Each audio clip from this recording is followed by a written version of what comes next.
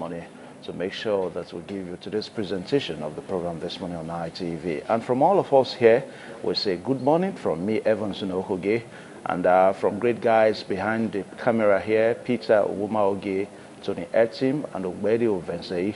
We say good morning to all of you out there. It's so good to know that each and every day we wake up in the morning and we just go ahead, make our wishes, and pray to God Almighty that certainly the day will be a better day for all of us, all better than yesterday. Well, I do know that Nigerians out there are still going through the hardship of the fuel scarcity. I really didn't know, but I just hope and pray that if there's anything to go by, going by what the Minister of State for Petroleum, Ibe Kachuku, said last week, that by tomorrow, which is on the 7th of this month, that certainly that the fuel scarcity would have started to ease up. So yesterday, if you go around in town, I saw some, some trucks coming to Benin City. So it shows that gradually, that the product is gradually coming. That's the way I see it. So by tomorrow, if what Ibe Kachuku said, I think we'll begin to know that, yes, he really said what he had to say. Well, today on the program this morning on ITV, on our discussion segment, our special focus will be on the lingering, what seems to be a stalemate on the 2016 appropriation bill. I'm talking about the 2016 budget. We do know that on Monday, early hours of a Monday morning, the president came back from the United States of America. And of course, as we speak now, the issue of the president to assent to the 2016 budget is still pending. Well, against the backdrop that members of the National Assembly are still on Easter recess, they had to go for the Easter recess. And the request that the president made was that they should send a detailed, version of the budget that he sent to the National Assembly. Because the president said that he believes that is really not the copy that he sent. And according to the president, in his words, he said that he believes that some bureaucrats, they have, tempered with the budget. So the big question is that who are these bureaucrats, and at what point, at what stage did these bureaucrats tempered with the 2016 appropriation bill? That is on one side. And of course, on the other side, there are arguments that, okay, even if the president is saying that he really has to make sure that the budget is not tampered with. Now, a budget is just a piece of paper. It's really not money, as we say. It's really not funds. It's just a piece of paper. Now, the executive also has the right, when it starts bringing out the funds, the money and all that, the executive has the right to make, control if the executive is suspecting anything. Well, all these will form the basis of our discussion today on This Morning on ITV. And of course, if we have time, we are going to look at the police recruitment that is believed to start very, very soon. Now, the Human Resource Department of Nigerian Police Force has said that those to apply will run between the ages of 22 and 28. Now, against the backdrop that some people finish school at the age of 29. So the question is that, is this fair? One would have expected that, just like in the Federal Civil Service, that, okay, if you are still within the age of 30, 35, you stand to gain a federal, appointment, a federal employment. I really don't know. Maybe the force is different, because we're talking about, something that has to do with some form of agility. You remember that the age between 22 and 28, it still shows that you are still very, very much agile. So if we have time today on the program this morning on ITV, we'll just do some discussions along that line. And don't also forget that every Wednesday is another time for us to join the Motivation Man. And of course, we'll talk about Inua Rata Nusahai, the business coach. And of course, he gives you tips for your day, tips for the week, and to just help you to go on and on and on. And in case if you missed out yesterday evening on our menus, don't worry, at 7:30, 8:30, and 9:30 respectively, we'll make sure that we'll come here and we'll just give you a dose of how it happened yesterday evening. And also tonight at 7:30 p.m., later this evening, we'll go around town. Our cameramen, our newsmen, our reporters, they're already in town to make sure that they give you everything, that is going to transpire today. Well, the program one more time is This Morning on ITV, Wednesday's edition. with Evans Unohoye. You're welcome.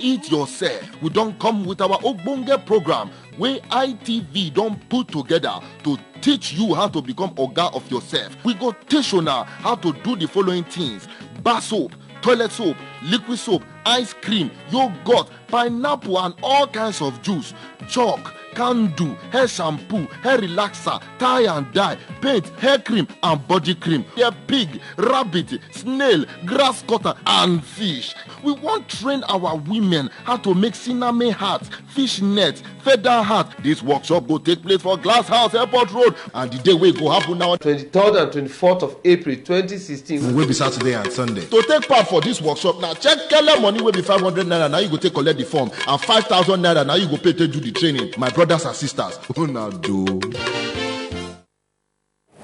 Good morning and welcome to this segment of the program. Inuagata Nosahae is my name, and I am the business coach and workforce activator.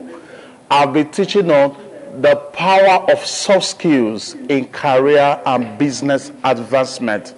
The power of soft skills in career and business advancement. Now, global corporate players all over the world have come to realize, they are still appreciating the fact that, to stand out in the marketplace and gain, competitive advantage and gain, that competitive edge and be able to win the marketplace battle, it is very, very important they ensure that their people, their team, they are able to, work well with themselves, they are able to handle themselves, and at the same time, they are able to interface and relate with customers. This is very important. And then also be able to interface and relate with other stakeholders such as creditors and then debtors, suppliers, vendors, and then even the directors of the organizations. So one thing that has been helping them seriously, to be able to achieve this is soft skills. Soft skills.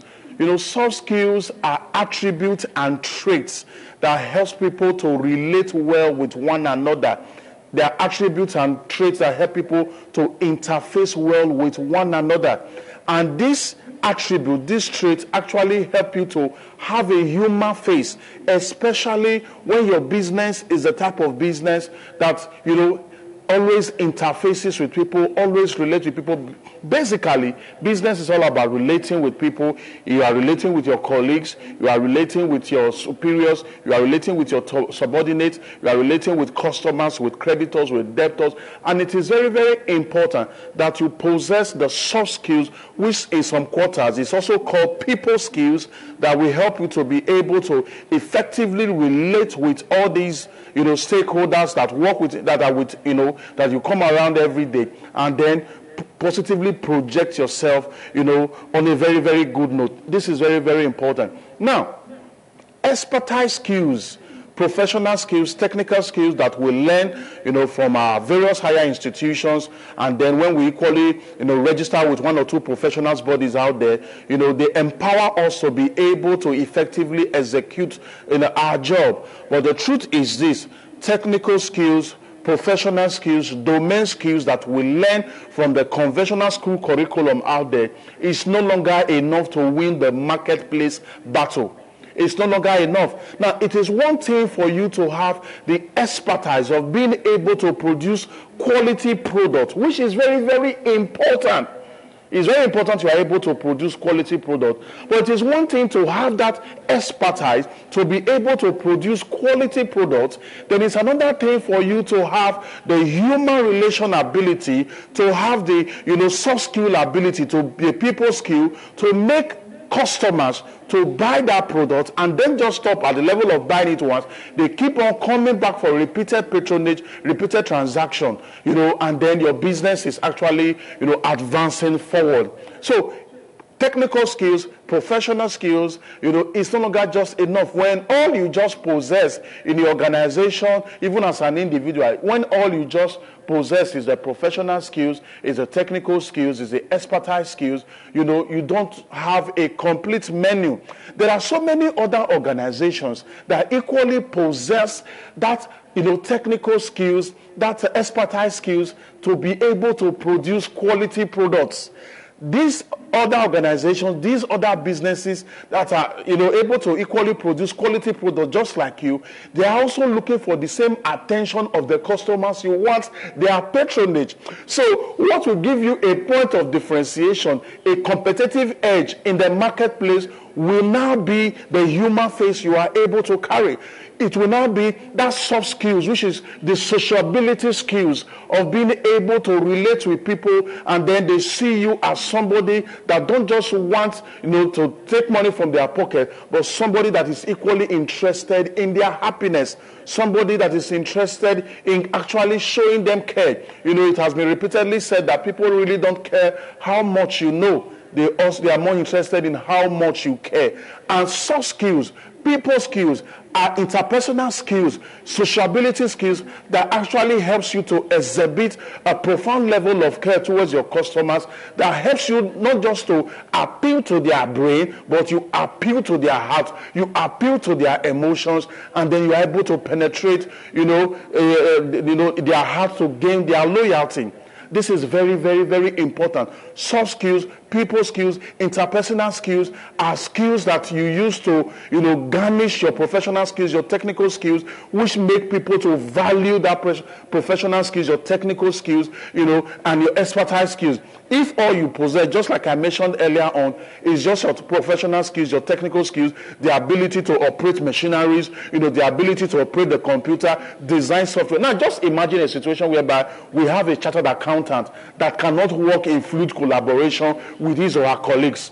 Just imagine a situation whereby we have an IT expert that lacks the ability to work in cohesiveness with his or her colleague. Just imagine having, that engineer, a member of current, who is not effective in communications. Yeah, communication is one of those soft skills that you need to possess. Now, when there is lack of all these soft skills, there's going to be a great vacuum, a great gap for that organization, for that business, which is not good for the, life of the business, which is not good for the life of the organization. This is very important. Even as a leader, your possession of soft skills is what helps you to create a work climate that will make people want to work with you. This is very important. Your possession of soft skills as a leader, as a manager, as a team head is what helps you to be able to retain, people that are very skillful, people that have, outstanding talents. They will want to work with you. They will want to just stay put with you because why? You have this personality traits that helps you to create an organizational climate, a work climate that makes them feel comfortable in working with you. So the essence of soft skills cannot be overemphasized. Now, soft skills is not a substitute for professional skills, for technical skills and expertise skills. But soft skills is what make people to value your professional skills. It's what make people to appreciate, your technical skills and your expertise skills. This is very, very, very important. The human being is a social being, and it is very important you possess these social skills that will help you to stand out in the marketplace, stand out in the workplace. That is why any any employer that knows what he or she is doing today, it's not just carried away for the fact that you have first class. It's not just carried away for the fact that you have 2-1. These employers want to know that you possess the ability to be able to manage a customer that is displeased with their service or their product. These employers want to know that, oh, if we are owing a particular institution, organization, or anybody, can you be a go-between us and them and be able to talk to them in a way that will make them to be patient with us to clear, our debts that we have, our indebtedness to them. This is very, very important. So as a business owner, as a career person, it is important that you see this as a priority skill that you must have in your organization that will help you to stand out in the marketplace. Time will fail me this morning to continue and then, just take things to the next level. Next week, Wednesday, we are going to make sure that we advance our course. My phone number is right on the screen. Call me. Let's take things to the next level. Let's have an executive coaching session on different soft skills with your people, with your team, with your workers, and they will be able to help you create that point of differentiation, that distinguishing factor in the marketplace that will help you to win the marketplace battle and win the marketplace war. And even on the 24th of April, I equally have a seminar which you can leverage on, a free seminar that can help you to actually develop this soft skill. Just call my phone number for more details, and then we take you to the next level. My name remains Inwarata Nusahai. I'll see you next week, Wednesday. God bless you. To us, all of us, the safety of our communities is in our hands. The police need our help and support. Boko Haram threatens our lives, our future, our country. But Nigeria belongs to us. God has blessed us with this rich land. Let us protect her as we protect each other. Report any criminal activity. Call these numbers. Your call is anonymous, and it is vitally important. Your support so far has been critical. Continuing it will make all the difference between a Nigeria of the fearful and a Nigeria of the free. Protect each other, for we are not terrorists. We are Nigerians. A message from the State Security Service.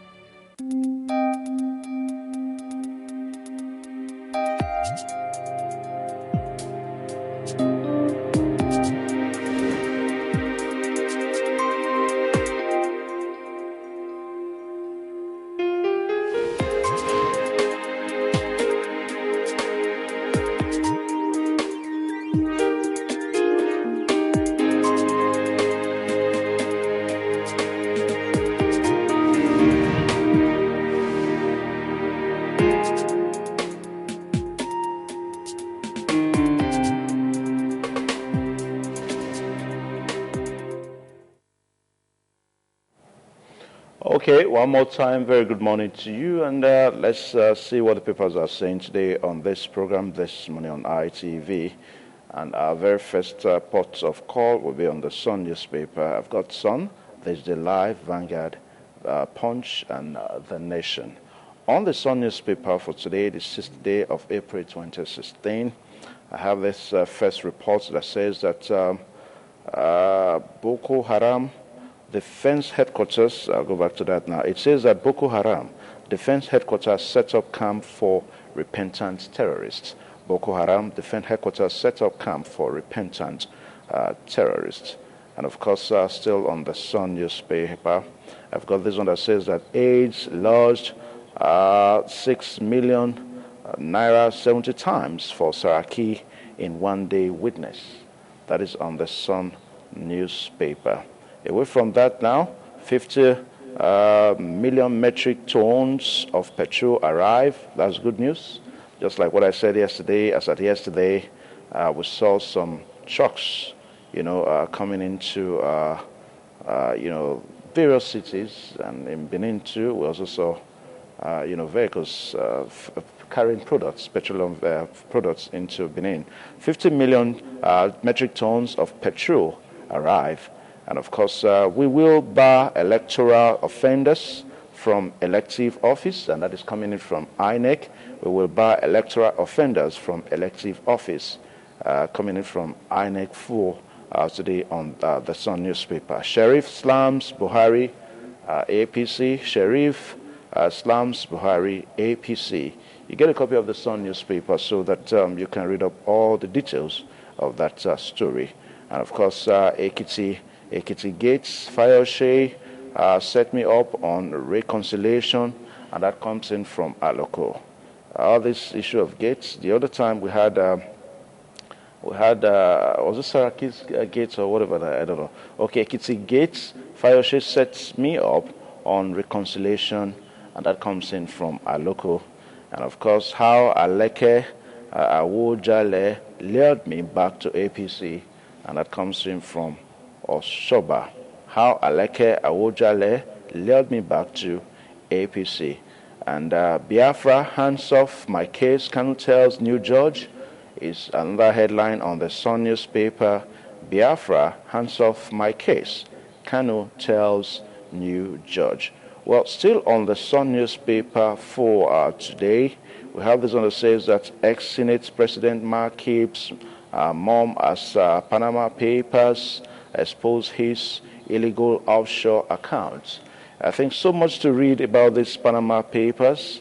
Just yesterday, I read of some world leaders, like the Prime Minister of Iceland now. You know, I read that he resigned because he was also fingered in the Panama Papers reports. And of course, we were also told that our own Senate President Saraki is also, his whole story is also coming up on the Panama reports there. So you get a copy so that you can read up all the details. Senate President Mark keeps mom as Panama Papers expose his illegal offshore accounts. And of course, soldiers, Shetes clash, commission of inquiry extended for 2 weeks. Well, let's leave the Sun newspaper and see some other papers for today. And of course, I have This Day Live for today. And our first, our first gist on This Day Live says that Kachiku first custody eases today in Abuja and of course Lagos. I told you that if there's anything that the Honorable Minister promised, so let's see by tomorrow that we'll begin to feel a sign, begin to see, some relief as far as first custody is concerned. Ibe Kachiku first custody eases today in Abuja and also Lagos. This is a top story on This Day Live for today, so you get a copy so that you can read of that story. And of course, still on This Day Live, Bauchi to benefit from U.S. reconstruction program is also a news headline there. Bauchi to benefit from U.S. reconstruction. I'll go back to that again. Reconstruction of Northeast government. And of course, Nigerians want to see much anticipated change promised by Buhari administration, and that comes in from a cleric. And also on This Day Live, Kachiku first custody is today in Abuja. I read that a while ago. And Buhari to submit electoral reforms proposal for National Assembly is also a story on This Day Live. CC, that's Code of Conduct Tribunal, Saraki expresses happiness as his trial begins.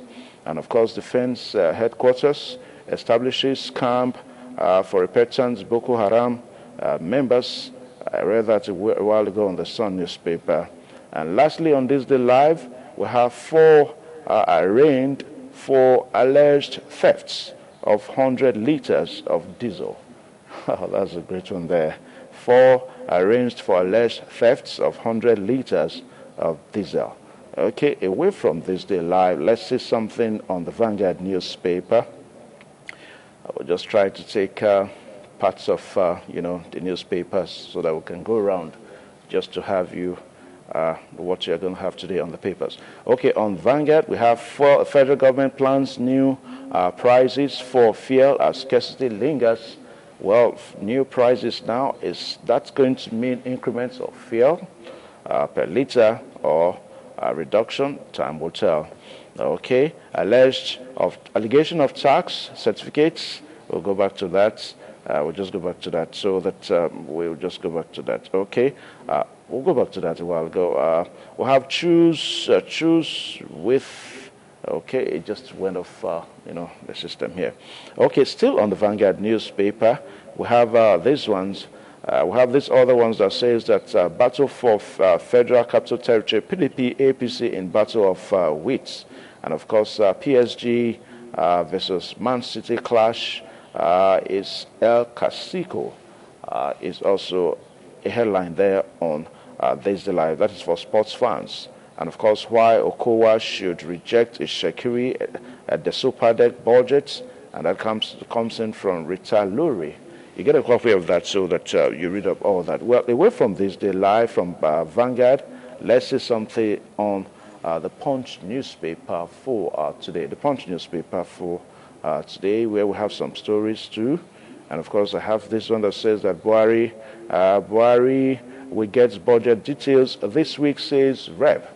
Well, I think that is going to be at the National Assembly resume from the Easter break. Buhari will get budget details this week, says Rep. And start working, stop blaming us. PDP tells Buhari is also a headline there on the Punch newspaper for today. Peace with Fayoshe won't stop Aloko's persecution, says Ekiti. There's also a story there on the Punch newspaper. And of course, old girls scheming to sack Queen's College principal, and that comes in from PTA on the Punch newspaper. Aleke Awojale behind my return to APC. Oshoba is also a story there. I read that a while ago on the Sun newspaper. And faction accuses Bello of funding 5 lawmakers and sit-ins. That is a story there on the Punch newspaper. Quickly, let's see something on The Nation. On The Nation paper, where we have some stories too. And of course, we have this one that says that federal government plans massive review of electoral laws on The Nation newspaper. Federal government plans massive review of electoral laws. And of course, Dana Air partners Diamond Bank on launch services, and how Saraki diverted Kwara funds for personal properties. All these are headlines on The Nation newspaper for today. Mark named in Panama Papers with UK properties, and that's a big story that seems to be rocking the airwaves now. Some big Nigerians there fingered on the Panama Papers report. And of course, Falana to DSS release Zakazi within 24 hours is the story on The Nation newspaper for today. Also top on the stories, I am happy my code conduct tribunal commenced, says Saraki.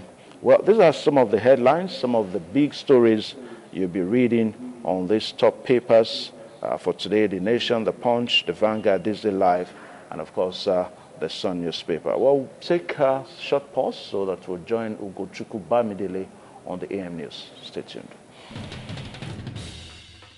My advice to the motoring public: always remember to use your seatbelt, don't overspeed, don't drink while driving, and if you must drink, don't drive. Don't make use of phone or your cell phone while driving. Obey the rules and regulations, traffic laws. Remember, it is only the living that have a life. We in the road safety are saying, safer road, fuller life. Make up your mind that you want to drive and leave all your worries and family burden. Thinking can lead to accident. Please do not overload your vehicle. Do not overspeed. Do not drink while driving. If you must drink, don't drive. Remember that it is only the living that celebrate. If we obey all these traffic rules, there will be no road crashes on our road. Drive to stay alive. Powered by Road Safety Club, or REDO, in conjunction with Independent Television. It's growing by the day. Many are exposed to the vagaries of life, including death. You can do something to rescue these innocent souls roaming our streets. Be the change today. support an orphanage. This message is brought to you courtesy Independent Television.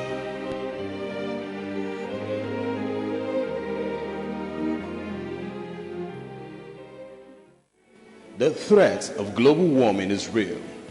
You have seen the destruction of lives and property as a result of incessant flooding. Make the environment a conducive place for all to live in. Stop polluting the environment. Protect the environment today. This message is brought to you courtesy Independent Television and Radio.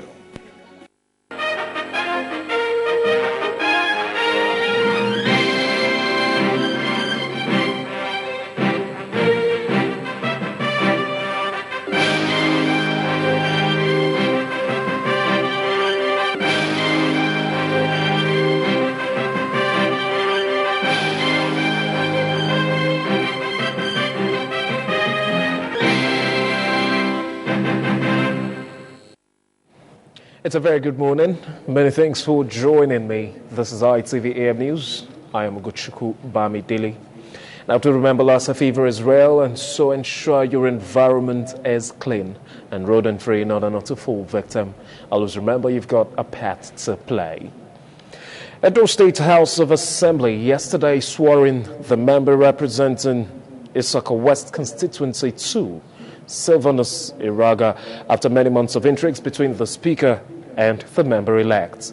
Efosa Wangwe reports that the swearing-in was sequel to an appeal court judgment last year which declared Sylvanus Iraga the member-elect for Isaka West Constituency 2.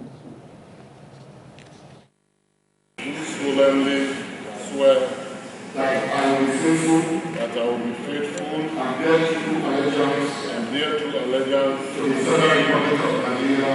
Federal Republic of Nigeria, that I will preserve, protect, and defend the Constitution of the Federal Republic of Nigeria. That oath taken by the member representing Isaka West 2 constituency, Sylvanus Iraga, signaled the end of dragging by the leadership of Edo State House of Assembly to swear in the member-elect. Shortly before the ceremony, the Speaker, Victor Eduro, restated the readiness of the 6th Assembly to abide by the rule of law at all times. The Speaker, while congratulating the new member and the leadership of the PDP for being part of the ceremony, pointed out that the legislative arm represents the interest of Edo people. That this 6th Assembly will serve with the responsibility of making law.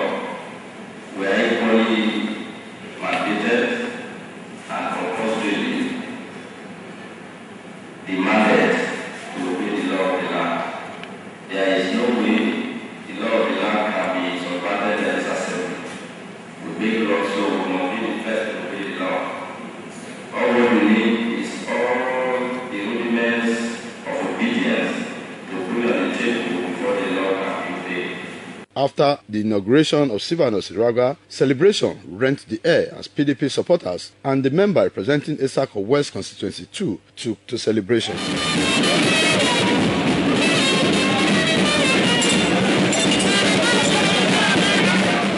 Speaking, the newly sworn-in legislator Sylvanus Iraga thanked all those that stood by him in the time of his struggle, especially the judiciary, his party, PDP, the press, and the Almighty God. Today is the day of freedom for my people of Isaka West Constituency 2. We thank God for today.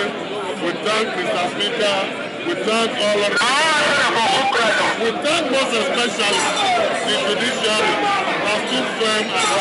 In a remark, the state chairman of the People's Democratic Party, Chief Dan Obi, said, with what transpired was a victory for democracy that PDP would try to sustain.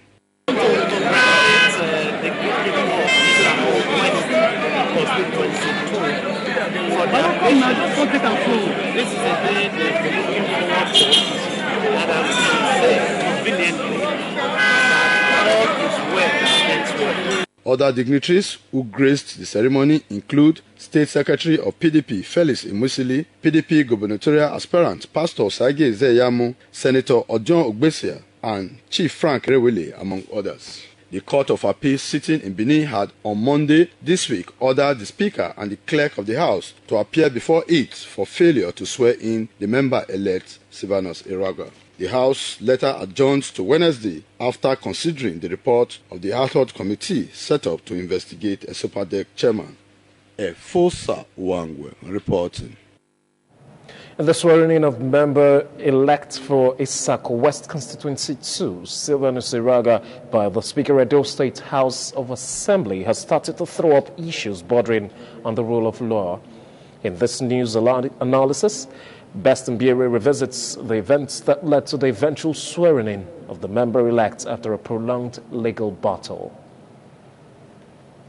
After the April 11, 2015 House of Assembly election in Edo State, the Independent National Electoral Commission declared the APC candidate Dr. Yakubu Gowon winner of the Isako West Constituency 2, having polled over 14,000 votes to defeat the PDP candidate Silvanus Peters Iraga, who got 4,001 votes. Not satisfied with the alleged irregularities that marred the conduct of the election, the PDP candidate Silvanus Peters Iraga approached the Edo State Election Petition Tribunal that the APC candidate was not qualified to have contested the elections on the grounds that the All Progressives Congress, under which platform Dr. Yakubu Gowon contested for the Isako West Constituency 2 seat, did not give 21 days notice to INEC before conducting its primaries. At the tribunal, the PDP candidate, through his lawyers, argued that the APC contravened Section 95, Subsection 1 of the Electoral Law by not giving a 21-day notice to INEC, and therefore asked the tribunal to declare the election results of the APC candidate invalid by reason of irregularities. In his ruling, the chairman of the three-man tribunal headed by Justice Aboa upheld the preliminary point that the APC did not comply with the Constitution and then declared Silvanus Peters Iraga as a winner of the Isako West Constituency 2 election. Not satisfied with the judgment, the APC candidate, Dr. Yakubu Gowon, went to the appeal court to complain that the tribunal was too hasty in declaring Silvanus Iraga as winner on the preliminary point only, and after hearing the appeal, the court agreed with the APC that the tribunal was indeed hasty to have declared Silvanus Peters Iraga winner without looking at the merit of the case, and directed for a fresh tribunal to be reconstituted. Obeying the directive of the appeal court, a new tribunal was reconstituted which heard the merits of the case and then ordered that there should be a rerun, but that the APC should be excluded from the rerun owing to the failure by the APC to give 21 days notice to INEC before its primaries were held. With the judgment by the second tribunal, the APC, for the second time, approached the Court of Appeal and contended that their candidate should be declared winner instead of excluding APC from the rerun, while the PDP candidate Silvanus Peters Iraga also approached the appeal court that instead of a rerun, the court should declare him winner since he was the only qualified candidate to have contested the election. After hearing all the parties, the presiding judge, Justice Teresa Ngolika Orji, upheld the arguments of the PDP candidate and declared Silvanus Peters Iraga as the winner of the election, and ordered INEC to withdraw the certificate of return earlier issued to Dr. Yakubu Gowon of the APC and issue a fresh certificate to Silvanus Iraga. Going by that judgment, the INEC in Benin issued a certificate of return to the member-elect Silvanus Peters Iraga. There was, however, delay in swearing in of the member-elect as the Speaker of the Edo State House of Assembly, Victor Edoro, said INEC should authenticate the certificate of return issued to Silvanus Peters Iraga before he can be sworn in. This controversy prompted the PDP and their candidates to revisit the appeal court to obtain Form 48 to be served on the Speaker, which led to accusation and counter-accusations. The court bailiff of the appeal court, Mr. Ibrahim Ifije, alleged that he was manhandled by aides to the Speaker in the process of serving the Form 48, whereas the Speaker of the House, Victor Edoro, denied the allegation. That incident led to the filing of Form 49 on the Speaker, which by implication could lead to the Speaker being imprisoned for contempt of courts. At the hearing of applications to either commit the Speaker to prison or set aside Form 48 and 49, which was argued by counsel to Silvanus Peters Iraga, Barrister Dele Gbinedion, and the Solicitor General of Edo State, Barrister Oluwole Iyamu, who stood in for the Speaker on Monday, the presiding judge, Justice Jimmy Bada, in his ruling, ordered that the Speaker, Victor Edoro, and the Clerk of the House, Nelson Ugiagbe, should appear in court in 72 hours. According to some legal luminaries, the decision by the appeal court that the speaker should appear before it may not go down well, which some persons assumed may be the reason why the House decided to swear in Silvanus Peters Iraga. At the time of this report, it was not clear whether the appeal court will still entertain the application filed by both parties. That news analysis on the events that led to the eventual swearing-in of Silvanus Iraga as member-elect of Edo State House of Assembly representing Isaka West Constituency 2 was written by Best Mbere of our News and Current Affairs Department. Moving on, President Muhammadu Buhari has stressed the urgent need to ensure that the potentials of Nigerians are harnessed and used for the good of the country. President Buhari stated this when he received the president of the International Civil Aviation Organization, Dr. Bernard Aliu, in Abuja. Roslyn Worame has details.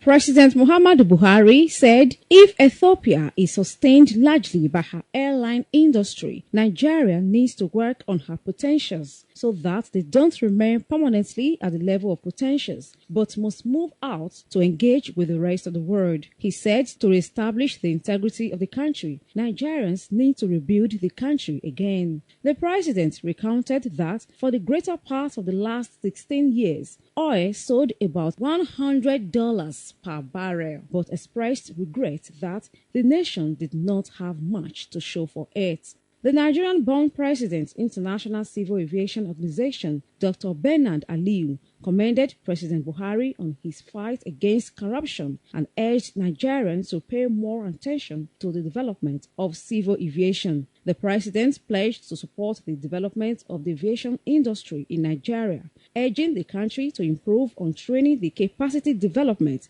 aviation security, aerodromes and air navigation, runways, control towers, terminal buildings, amongst others. Roslyn Eworame reporting.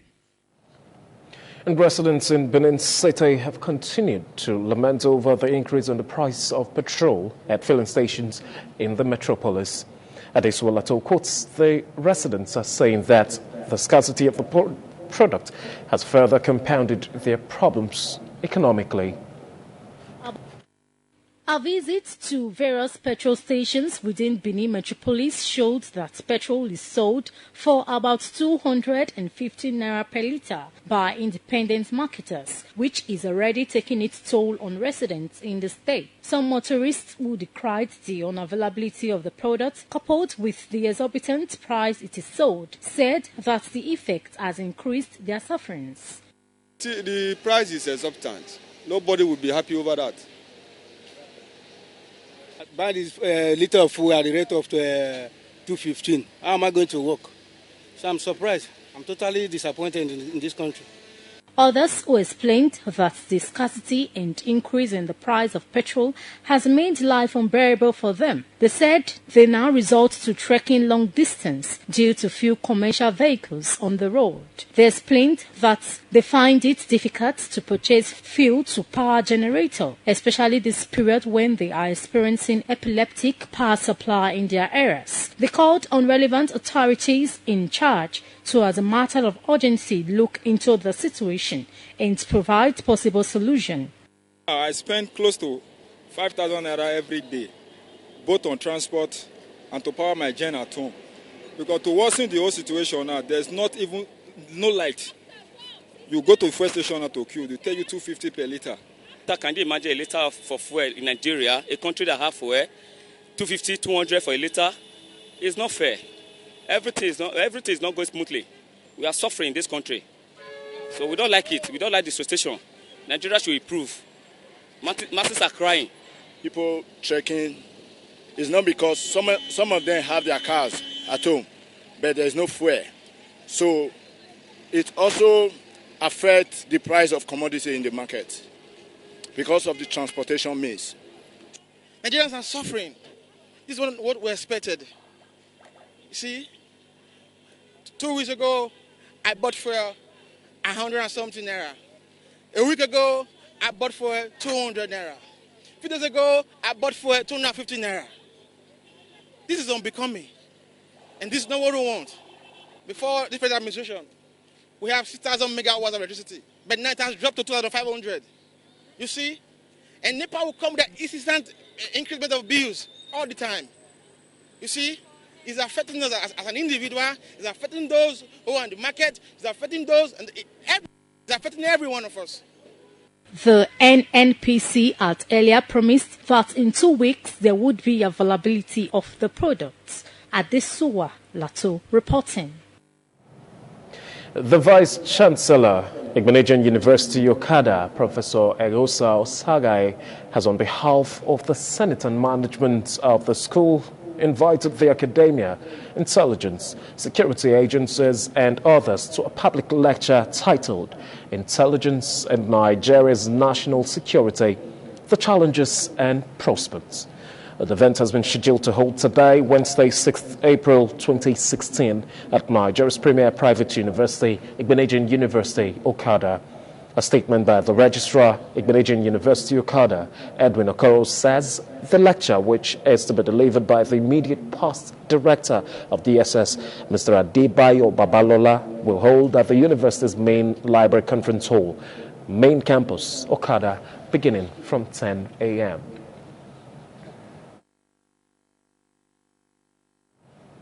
You're watching ITV AM News. We'll take a pause for some commercial breaks. More stories after this timeout. Experience exquisite comfort, luxury redefined, and hospitality at its best at City Inn Hotel and Suites. We offer accommodation in tastefully furnished rooms with free internet facility, a restaurant, an indoor and outdoor bar well stocked, laundry services, 24-hour power supply, and a spacious car park. Come, let's spoil you a little at City Inn Hotel and Suites, 1 Urubi Street, Iyaro, Benin City. Telephone 0807 666 1000 or 0807 565 8888. City Inn Hotel and Suites, charming style and cozy comfort. And many thanks for staying tuned. You're still watching ITV AM News. I am Ugochukwu Bamidele. Always remember, you can watch ITV live online via www.itvradionnigeria.com. Click on the Watch Live button and you'll be live via all internet-enabled devices. Personalities from within and outside Edo State were at the official residence of the Edo State Governor, Comrade Adams Oshiomhole, to celebrate the governor on his 64th birthday. Christy Macaulay reports that the surprise birthday party was organized by the wife of the governor, Mrs. Yara Oshiomhole. May the good Lord bless you. Happy birthday, happy birthday, happy birthday to you. Glitz glamour at the peak as the birthday bash for Governor Adams Oshiomhole attracted a galaxy of personalities. It was Yara Oshiomhole's event to celebrate her husband as he adds another year. I actually like to tell a little story about my husband. And it's a story that I would like to tell everyone. That, you know, I know from outside, you always see how my husband can be very tough and always fighting the political fights. But I have to tell you all that at home, he's a puppy. As he sojourn on in life, I wish him good health, happy marriage life, lovely children, and abundance of God's mercies and blessings. I wish him well.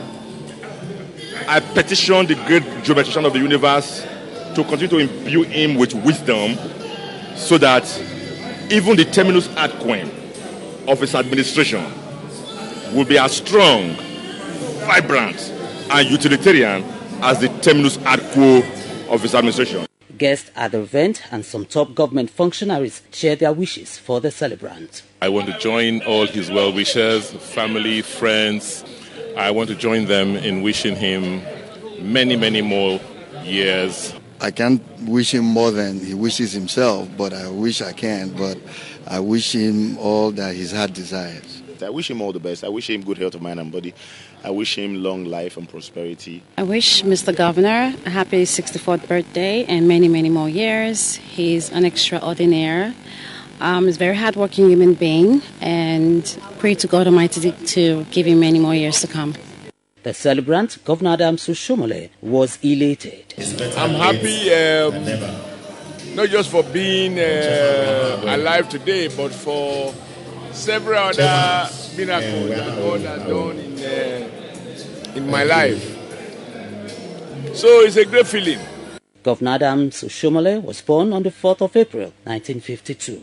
Christy Macaulay reporting. It's a happy birthday in arrears to the Camry Governor Adams Oshomole. Moving on, the saying that love knows no boundaries repleted recently at Hilltop Believers Assembly, Warri, when Samuel Biose and Eloho Progress Sike were joined in holy matrimony. Warri correspondent Binga Ahmed reports that Samuel Biose and Eloho Progress met through popular independent radio program Cupid. In a sermon, the officiating minister, Pastor Emmanuel Omolua, said the marriage between Samuel and Elo was designed by God and advised the couple to anchor their marriage on biblical principles and shun interference, stressing the importance of tolerance, obedience, and love. High point of the marriage ceremony was the exchange of marital vows. In the name of the Father, in the name of God the Father, in the name of the Son, in the name of God the Son, in the name of God the Holy Spirit, in the name of God the Holy Spirit. Hallelujah. In the name of God the Holy Spirit. In the name of God the Holy Spirit. Let it go.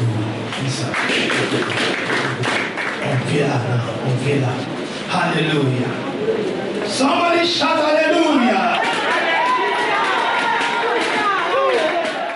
The newlyweds also signed the marriage register to the delight of family members and guests. The couple, Samuel and Elo, thanked management and staff of Independent Television and Radio for the role they played in bringing them together through the programs Cupid. I feel so relieved, so happy to be a married man. I give God all the glory to Independent Television to air it.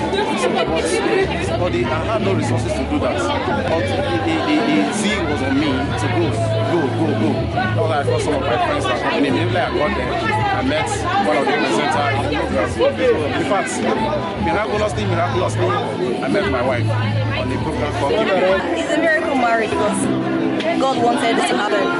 And I thank God that we all understood the things of the spiritual. I believe Samuel Dominion is destined for me, and also I'm destined for him. On their parents and friends of the couple expressed gratitude to God for the success of the marriage ceremony.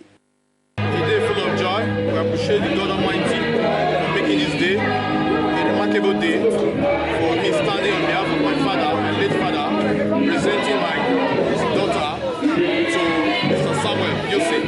It's more like a miracle. Something that was like a joke yesterday has become a reality today. Today's wedding is a glorious one. It's a dream come true. If they will say Sam is getting married today, so many people will say it's not going to happen, but God has made it to come to pass, and it's a wonderful one. At the colorful reception, the couple performed their first public function as husband and wife by feeding each other before taking to the dance floor. The groom, who is blind but gifted with musical talent, entertained guests with a melodious tune.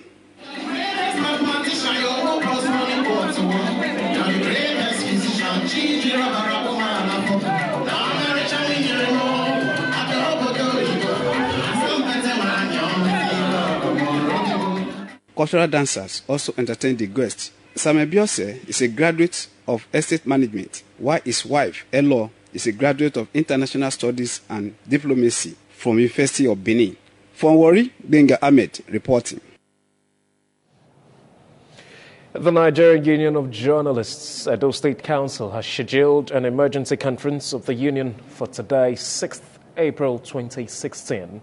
A statement signed by the Edo State Secretary of the Union, Alema Ozira Aliu, says the Congress, which will focus on the state of the Union, will be held at the NUJ Press Center today, beginning at 4 p.m. The statement advised members to endeavor to attend and also be punctual.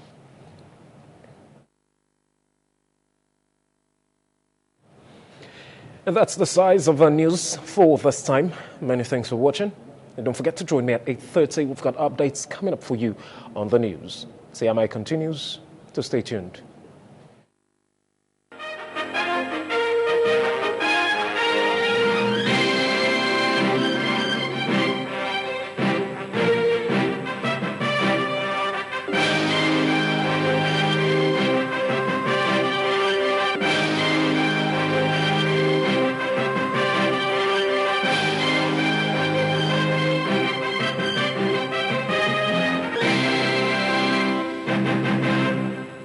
independent television, certainly the best.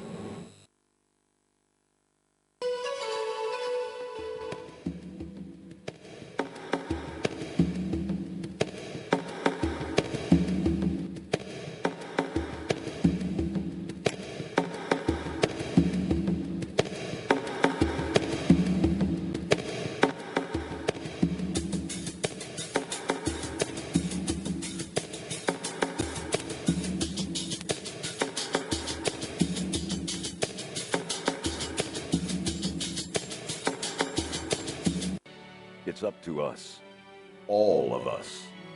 The safety of our communities is in our hands. The police need our help and support.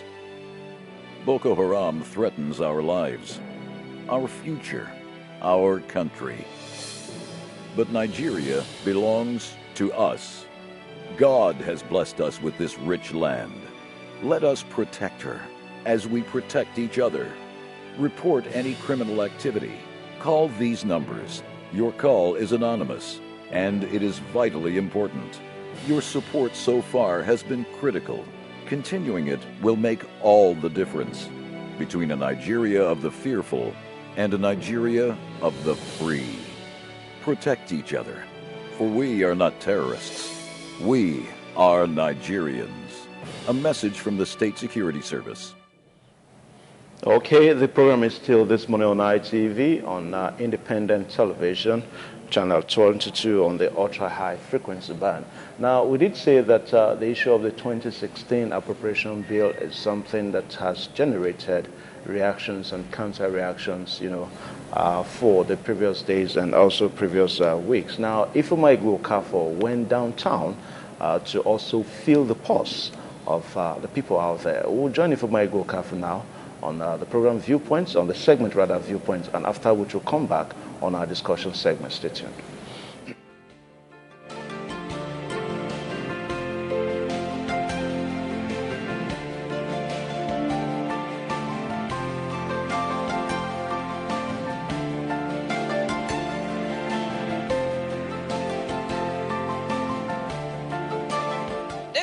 By President Muhammadu Buhari to review the 2016 budget that was recently passed by the National Assembly before he append his signature to it has once again sparked reactions from members of the public. And here in Viewpoint, we ran around town to see what their thoughts are. Hello, I am Ifeoma Igwe-Okafor.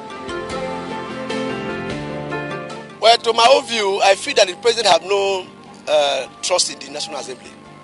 And on that note, according to his statement, he said he's going to look the budget page by page before he will assent to it. I think he has his own reasons.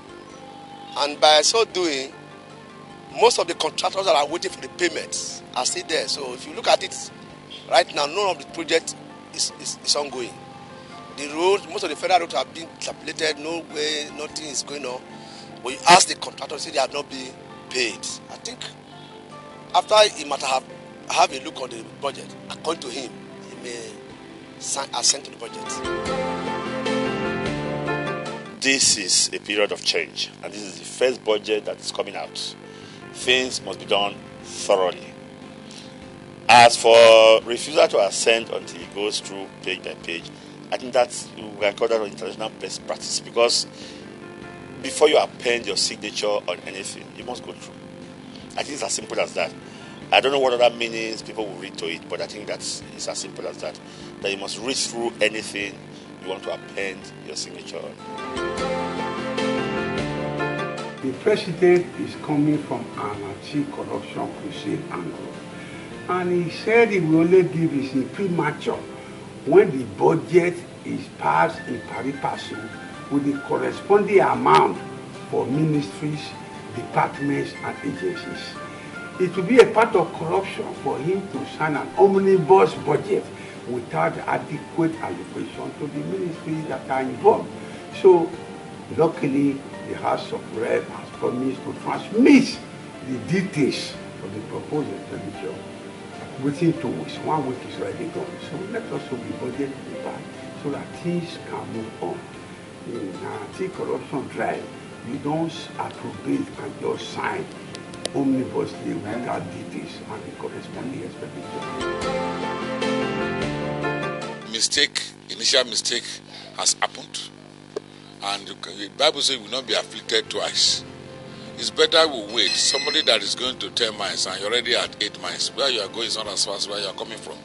It's better Nigerians wait to allow things to be done properly, more so when there was initial mistakes. So the man should not go and sign his death warrant.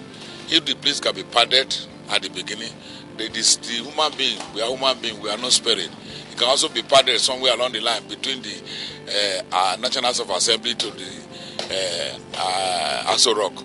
So let the man take his time so that he will not sign his death warrant. Nigerians should be patient. Things will work well, but the nation have been bastardized. So where we are going is not that fast, where we are coming from, we will come out of the room by the grace of God. So let him take his time and item by items, ministry by ministry, so that we know actually where we are going. There will be no more complaint. I think I like his action. Majority of the Senate and even the House of Rep were supposed to belong to the same party that produced the president. When the House is divided against itself, it will be difficult to stand. So they should go and get their house together for the benefit of Nigerians. But it portends very bad times for this nation. They refuse it because how do you operate? Because that is the authority you have. 3 months is gone of this year. You are still talking of signing. And you are supposed to, that is the authority you have to draw money for giving projects. You have not signed. Oh, you will look at it. That's why Nigerians are calling him Mr. Gospel. The affairs of this nation. You are not taking it. He took oath to uphold the Constitution. If he is going to refuse. It's permitted, but within the time limit. The Senate can pass it and it becomes law. The president is right because he's a man of principle and he's a good administrator. You don't want to make mistakes, though the nation is somehow things are going up, but he wants to make sure that what he wants to present out to the people is the best leadership. Leadership is not just in hurry. He's a man that is not in hurry. He's a man that wants to take things the way that will benefit the masses. It is the masses that the budget is for. It's not people in the House of Assembly. And if the masses are happy, I think his government too will get that applaud. And so my own opinion is that refusing to sign it to law, he should give it time to see that he study it and make sure that things are okay. That what he presented to them is the right thing that he's going to sign so that it can benefit everybody. I know that in the nation, people are crying, things are going up, but let us endure so that things can come up the way he will lead us. We voted for him and we want him to do the right thing. Mr. President has not said he is not signing the 2016 appropriation bill into law. Perhaps all of us as Nigerians, we know the controversy that has trailed the preparation of the 2016 budget. And for the first time in a long while in the history of Nigeria, the National Assembly, rather than increasing the budget proposals, have reduced with a sizable amount of money because of the padding of the 2016 appropriation bill, as it came as proposals from the ministries, departments and agencies of the federal government. The National Assembly had taken time, postponed the scheduled day of first set date of passing of the appropriation bill, just to make sure that Nigerians get the best out of the 2016 budget. I mean, we should give kudos to the present administration, leadership, both at the executive level and at the National Assembly level, because they are taking time to do the right thing, to get it right, if it is for once for Nigerians. I see that as indication of corruption within the present government. Because this is the budget that was sent by the President to the National Assembly. And the National Assembly has passed that bill to enable him assent to it. And now he has reservation. It then means that there is something wrong between the President and the National Assembly. And these are members of the executive. They are either staff or political appointees. And so if the government led by the President is fighting corruption, it should fight corruption within first before going outside. And for him not taking a step on this issue shows that he is condoning corruption in his government. And that is most unfortunate. Adjudged to be the most controversial budget since the inception of Nigeria. But the public are, however, hopeful that at the end of the day, it will worth the wait. I am Ifama Igwe Ukafo. Good morning. Okay, Ifama Igwe Ukafo, thank you very much for going round town to feel the pulse of citizens concerning the 2016 appropriation bill. Well, the program is this morning on ITV, and we're going to take off on our discussion segment for today on that, the 2016 budget, and of course see issues around it. And also, if we have some time, we will look at the present police recruitment, the police recruitment 2016 recruitment that has been talked about, and also see some other things around it. Well, it is not, again say anymore that as we speak now, there seems to be a kind of, a logjam, so to say, concerning the 2016 appropriation bill.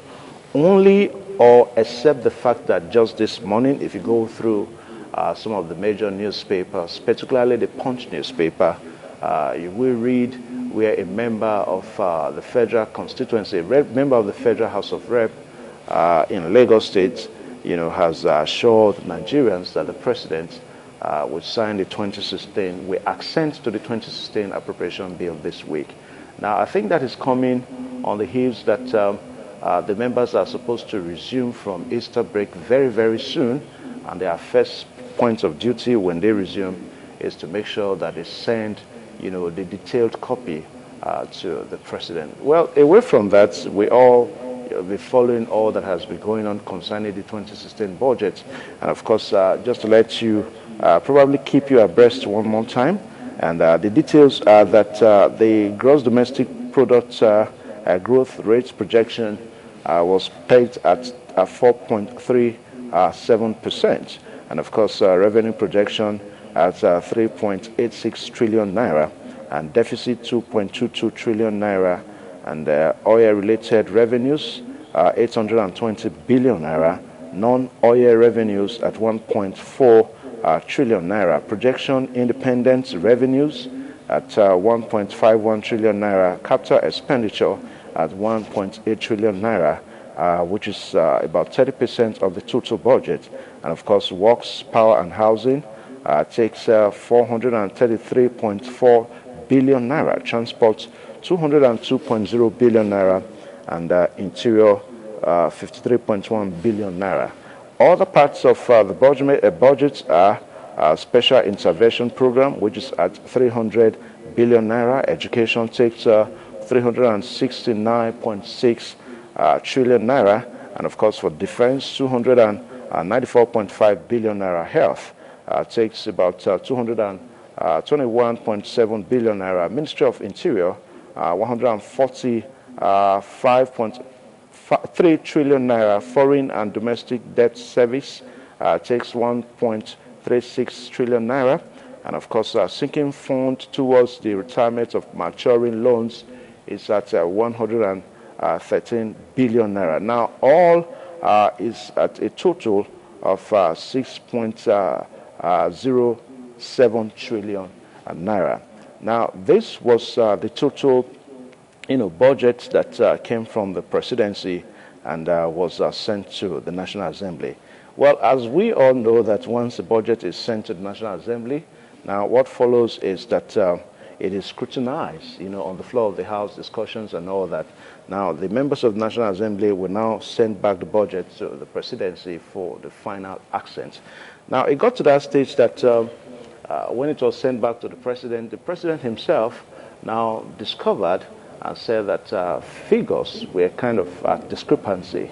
Figures were changed, and of course, according to the president, in his words, he said that he noticed that some bureaucrats, inflated and changed the figures. Now, that led to the position that we are today before members of the National Assembly went for their Easter break. Well, to discuss all this today on the program this morning on ITV, we're privileged to have Mr. Ken Irunse, a political analyst, a public affairs analyst as well. So welcome to this program this morning on ITV. Good morning. Okay, and of course, we're also going to have Mr. Austin Odinley, who is also going to share lights on all that we'll be talking today on the 2016 appropriation bill. By the way, one more time, my name is Evans Unohoge, and now we'll take a short pause now.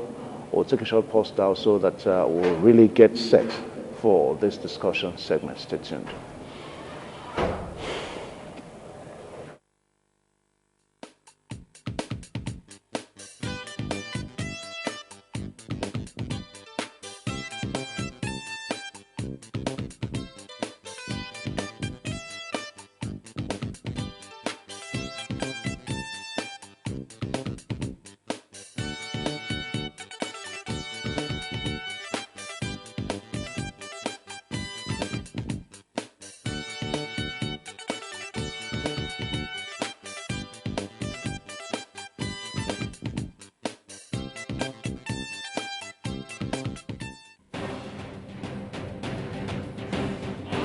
As the 2016 Edo State governorship elections hots up, many individuals from various backgrounds across political parties have indicated interest for the exalted office. Who are these aspirants in the Edo State governorship race? What are their pedigrees? What's their vision for Edo State?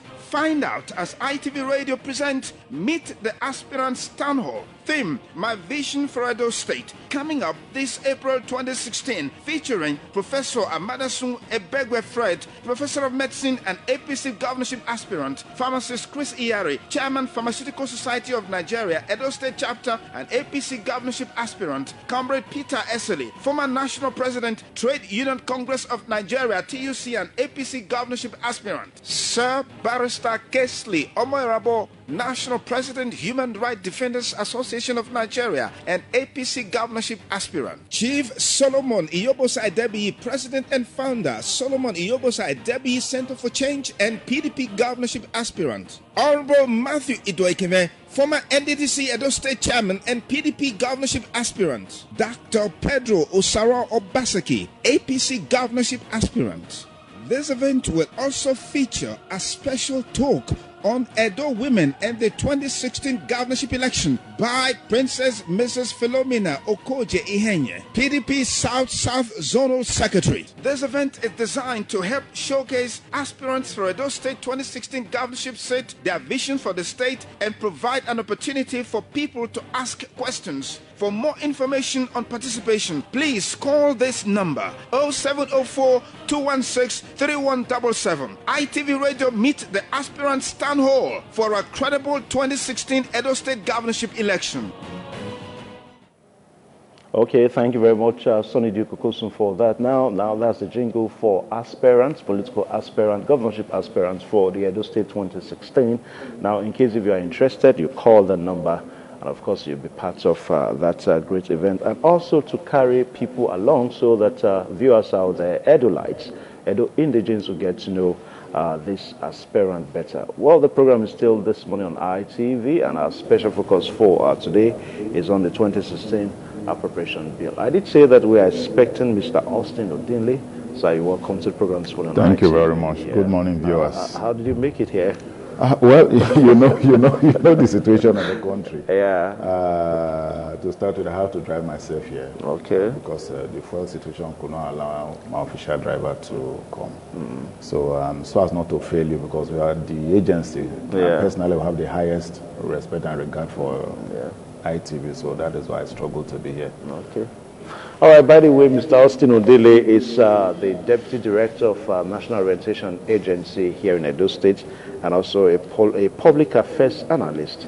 We're talking about the budget. It's a public issue, and of course, he's so apt on this discussion for today. Now, the members of the National Assembly, the House of Rep members, and the Senate members are on the Easter recess.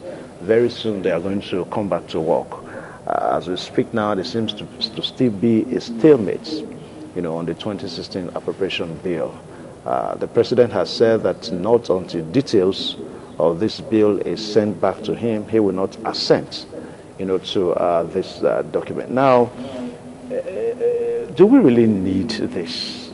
I'll start from Mr. Kennedy, sir. Thank you so much. Honestly, I don't think we need all this. You will recall that this particular budget was presented in somewhere around December, sometime around December 2015. And the expectations of Nigerians then was that it was a record timing, because we have never had it so early enough to present a budget. And it was a lot of applaud for the president then.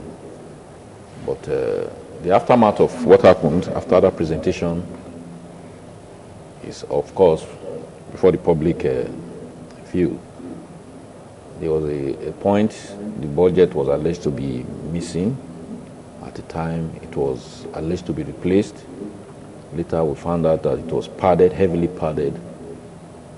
And as a result, the National Assembly needed to do a lot of thorough scrutiny of this budget. That is the position we are now.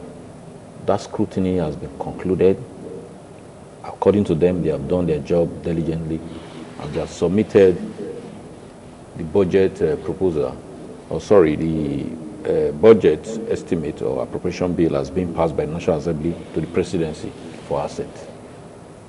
But the president also has some reservation about what was sent to him. He said there were no details information of the documents sent to him. Rather, there was just a summary of the budget. So perhaps he has some reservation that he needed to see the details before he can pass or assent the budget as it is. That is where we are at the moment. And I don't think it is what Nigerians really expected of this budget issue. But on the other hand, I also think the president has the right, the prerogative, to also go through the budget in details before assenting his signature, because he cannot just assent to a document he has no full knowledge or has no full knowledge about. So we all know the issues of budget in Nigeria. So I think the president is trying to be careful not to worsen the already precarious situation surrounding this particular budget. So be that as it may, I think he's on track. But I will expect that this will be done as quickly as possible so that we can move forward in this country. We all know the present economic downturn now. Everything is grounded because there's no budget. No infrastructural development is going on right now because there's no budget. The economic is at a precarious situation, which you all know, because there's no budget. So I think the earlier this budget is passed, the better for the country.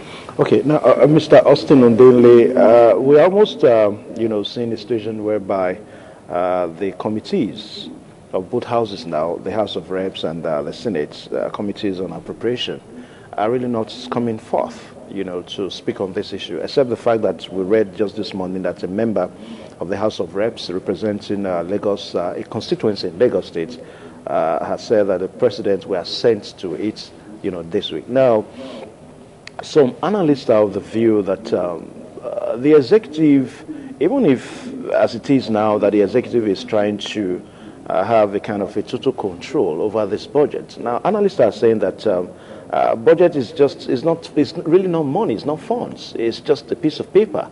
That a budget can also control, the way money is being spent, because it is the executive that is responsible for giving out this money, approving funds and all that. So if we know that, why do you think all this is going on now?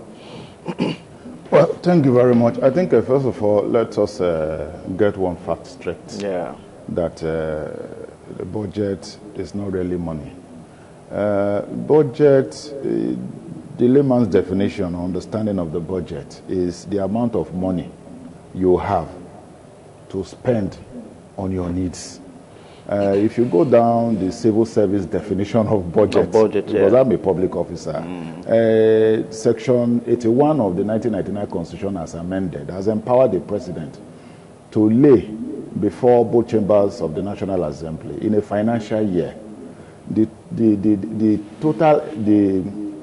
estimates of the revenue and expenditure in a given financial year for the next financial year. And this is what you can rightly term appropriation bill. So now, having done that, like you said, in December 22 to be precise, also that was when the President laid the budget, before both the red and the grey chambers of the National Assembly. Now, they went on recess thereafter. When they resumed, my colleague here did say, it was like the budget was missing. Like me, I want to strongly disagree that the budget was not actually missing. Why I would say this is this. Now, how can such an important document presented to the National Assembly get missing when you have the custodian of important documents in the National Assembly? By this I mean the clerk of the National Assembly, who is the administrative head of that body. And now I know when documents, sensitive ones like that, get to the Senate President, now there is a mechanism where this is duplicated and sent to every senator and every member of the House of Representatives. So the question is this: if that of the House of Reps was intact, what went wrong? What happened? To the copies, individual copies? Yes, to the individual copies, because it was alleged that, or it was asserted that copies were actually sent to the honorable member, to the distinguished senator, for them to peruse while on recess, so that on resumption after the new year, then they will go full steam into the debate. Now, having said that, we want to ask, why all these confusions about the budget? Now, don't forget that apart from the allegation that the budget the document was missing, up to now I have not been told how it came back. Though there were stories of amendments, withdrawal, and resubmission. They were not done in public view. So that is why I say I am not sure if anything of sort happened. Now, for the first time in the history of budget making or lawmaking in this country, I want to commend the efforts of the National Assembly for their dexterity, for their thoroughness. Only for the first time since 1999, at least it was like through binoculars, they were able to zero in that to do a forensic examinations. That was where the pardons came out from. My system is down now. I would have given you a graphic representation, ministry by ministry, departments and agencies, allocations, and the differences, that is after the pardon. Now, this issue of budget pardon, it came as a new lexicon, in political discourse, public affairs discourse, and all that. Now, you see, I do understand that members of the National Assembly, as legislators, that they can, by law, increase or reduce, X, Y, Z amount that is appropriated to particular ministries for projects and all that. I don't know if I'm correct. So if we know that, so why were we talking about budget padding? You see, it is new in our lexicon, political lexicon, but it is not new. Because why I commended the National Assembly for their foresight, for their thoroughness, is because it has been the fad. You understand? It has been the fad, but this is the first time that it has been exposed. Now, it was not done. The National Assembly has the powers to increase or to reduce the amount as sent by the president. But that is not what happened. What happened was that it was like after the budget was prepared, because before now the budget was in the Ministry of Finance. But when this current dispensation came on board, they severed the budget, and they merged it with to merge it with national planning, and then that ministry was a Christian Ministry of Budget and National Planning under the able headship of a boardroom guru, Senator Udo Udoma. Now, what people are saying is that don't forget that the public officers who are technocrats, the engine room that drives the government, actually prepared this budget. And don't forget that we Nigerians, we are smart. Excuse me, let me just make this point. Now, how the pardon came about. Don't forget, as soon as this man came on board, at least the TSA, Treasury Single Accounts, was initiated by the immediate past administration, but lacked the political will to implement it. Now, this man came, PMB, implemented it, which removed all dormant accounts in money deposit banks that were yielding fantastic interest for some unscrupulous and mischievous public officers back to the CBN. And now it's like when one road is blocked, you look for another one. So it's because one, they want to continue to perpetuate these acts of illegality, this corruption, this thieving of our collective will and patrimony. Decided to say, okay, let us even increase this pardon. It has been there. So that was what happened. Okay, now let us look at the president said that he believes that bureaucrats, may have been responsible for the pardon, as it were then, and of course for the recent developments about the budget. Now the question that people are asking: who are these bureaucrats? Where are they? Are they in the office of the presidency, or they are in the National Assembly? Mr. Ken. It is obvious that the bureaucrats obviously are the civil servants, the PAMSECs, DGs, as you have it. Those are the people who actually drive the process. But I will want to admit something here. As a government, you take responsibility for everything, good or bad. I'm happy for one thing. The president, according to the information I had, was able to identify those who were directly involved in the padding of the budget, and sanctions have been meted out to them. But I want to also believe that these sanctions should also go beyond just sacking some few people here and there. By now, we should be thinking of people who are already in court, being charged to court for budget padding or for fraud, as the case may be. We should go a step further. So, be that as it may, it's clear that the civil servant drive the process. And obviously, they are in charge of this budget. They were in charge of this budget preparation and all that. But one particular issue, which I want all of us to be aware of, is that the president not nominating ministers on time must have also contributed to these issues of padding and all that, the inconsistencies in the budget. How? Quickly, before we take a short pause. Because it is clear that previous budgets, when you prepare a budget, the ministers are the ones that are going to implement the budget, for goodness sake. They must have an input. This budget was prepared purely by the technocrats, or the bureaucrats as you call them, and the ministers really didn't have any input because they came in a bit late. Okay, we'll take a short pause now because if you check the time now, it's about 2 more minutes before it is 8:30. We'll take a short pause to join Ogochukwu Bamidele on the news updates at 8:30. Stay tuned.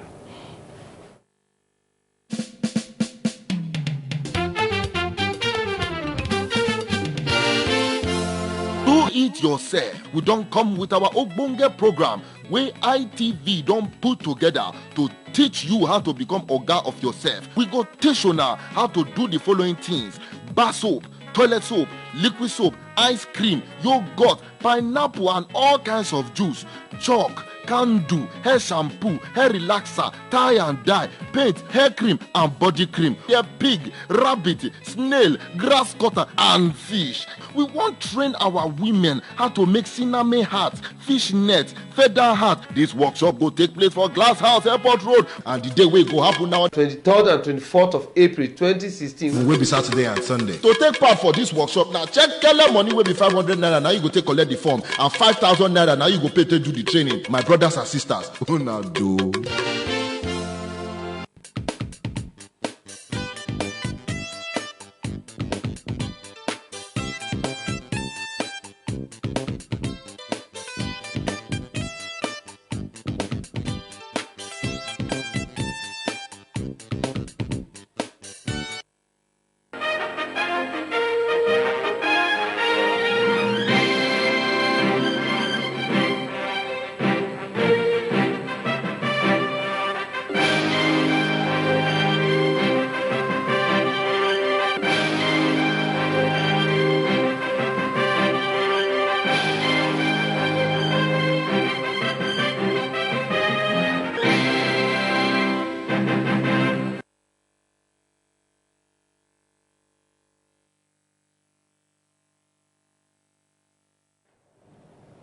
It's a very good morning once again. Many thanks for joining me. This is ITV News Update for 8:30. I am Ugochukwu Bamidele. President Muhammadu Buhari has stressed the urgent need to ensure that potentials of Nigerians are harnessed and used for the good of the country. President Buhari stated this when he received the president of the International Civil Aviation Organization, Dr. Bernard Aliu, in Abuja. Roslyn Worame presents details. President Muhammadu Buhari said if Ethiopia is sustained largely by her airline industry, Nigeria needs to work on her potentials so that they don't remain permanently at the level of potentials, but must move out to engage with the rest of the world. He said to reestablish the integrity of the country, Nigerians need to rebuild the country again. The president recounted that for the greater part of the last 16 years, oil sold about $100 per barrel, but expressed regret that the nation did not have much to show for it. The Nigerian-born president, International Civil Aviation Organization, Dr. Bernard Aliu, commended President Buhari on his fight against corruption and urged Nigerians to pay more attention to the development of civil aviation. The president pledged to support the development of the aviation industry in Nigeria, urging the country to improve on training the capacity development, aviation security, aerodromes and air navigation, runways, control towers, terminal buildings, amongst others. Roslyn Eworame reporting. Here in Edo State, the House of Assembly yesterday swore in the member-elect representing Isako West Constituency 2, Sylvanus Iraga, after many months of intrigues between the Speaker and the member-elect. Efosa Wangwe reports that the swearing-in was sequel to an appeal court judgment last year which declared Sylvanus Iraga the member-elect for Isako West Constituency 2. Solemnly swear that I will be faithful and bear true allegiance to the Federal Republic of Nigeria, that I will preserve, protect, and defend the Constitution of the Federal Republic of Nigeria. That oath taken by the member representing Isako West 2 constituency, Sylvanus Iraga, signaled the end of dragging by the leadership of Edo State House of Assembly to swear in the member-elect. Shortly before the ceremony, the Speaker, Victor Eduro, restated the readiness of the 6th Assembly to abide by the rule of law at all times. The Speaker, while congratulating the new member and the leadership of the PDP for being part of the ceremony, pointed out that the legislative arm represents the interest of Edo people. This assembly will saddle with the responsibility of making law. We are equally mandated and compulsorily demanded to obey the law of the land. There is no way the law of the land can be subverted in this assembly. We make law, so we must be the first to obey the law. All we need is all the rudiments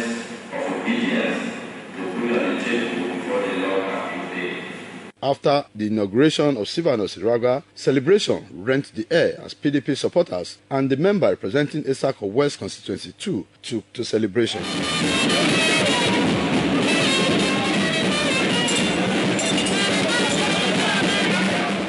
Speaking, the newly sworn-in legislator Silvanus Iraga thanked all those that stood by him in the time of his struggle, especially the judiciary, his party, PDP, the press, and the Almighty God. Today is the day of freedom for my people of Esako West Constituency. We thank God for today.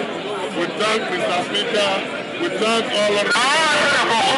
We thank most especially the judiciary. In a remark, the state chairman of the People's Democratic Party, Chief Dan Obi, said, with what transpired was a victory for democracy that PDP would try to sustain. The good people of Esako West Constituency 2 for their patience.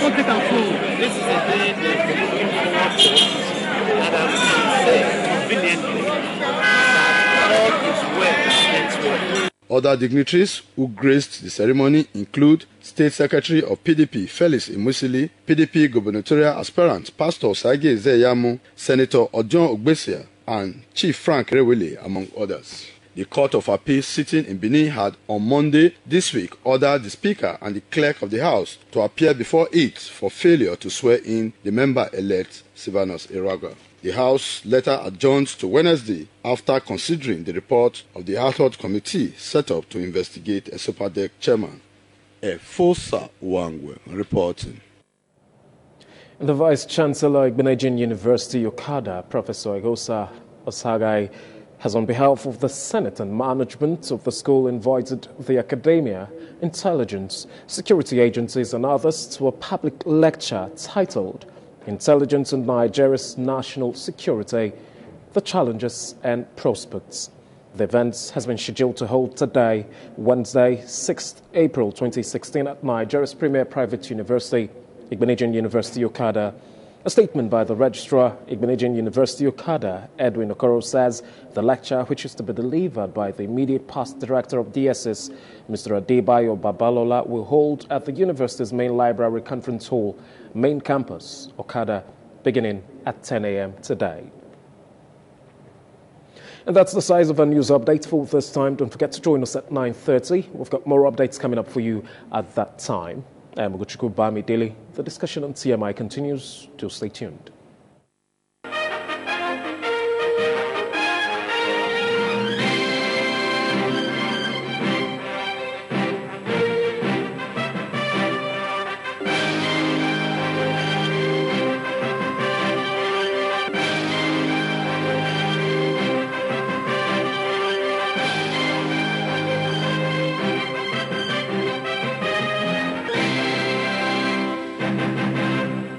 Independent television, certainly the best.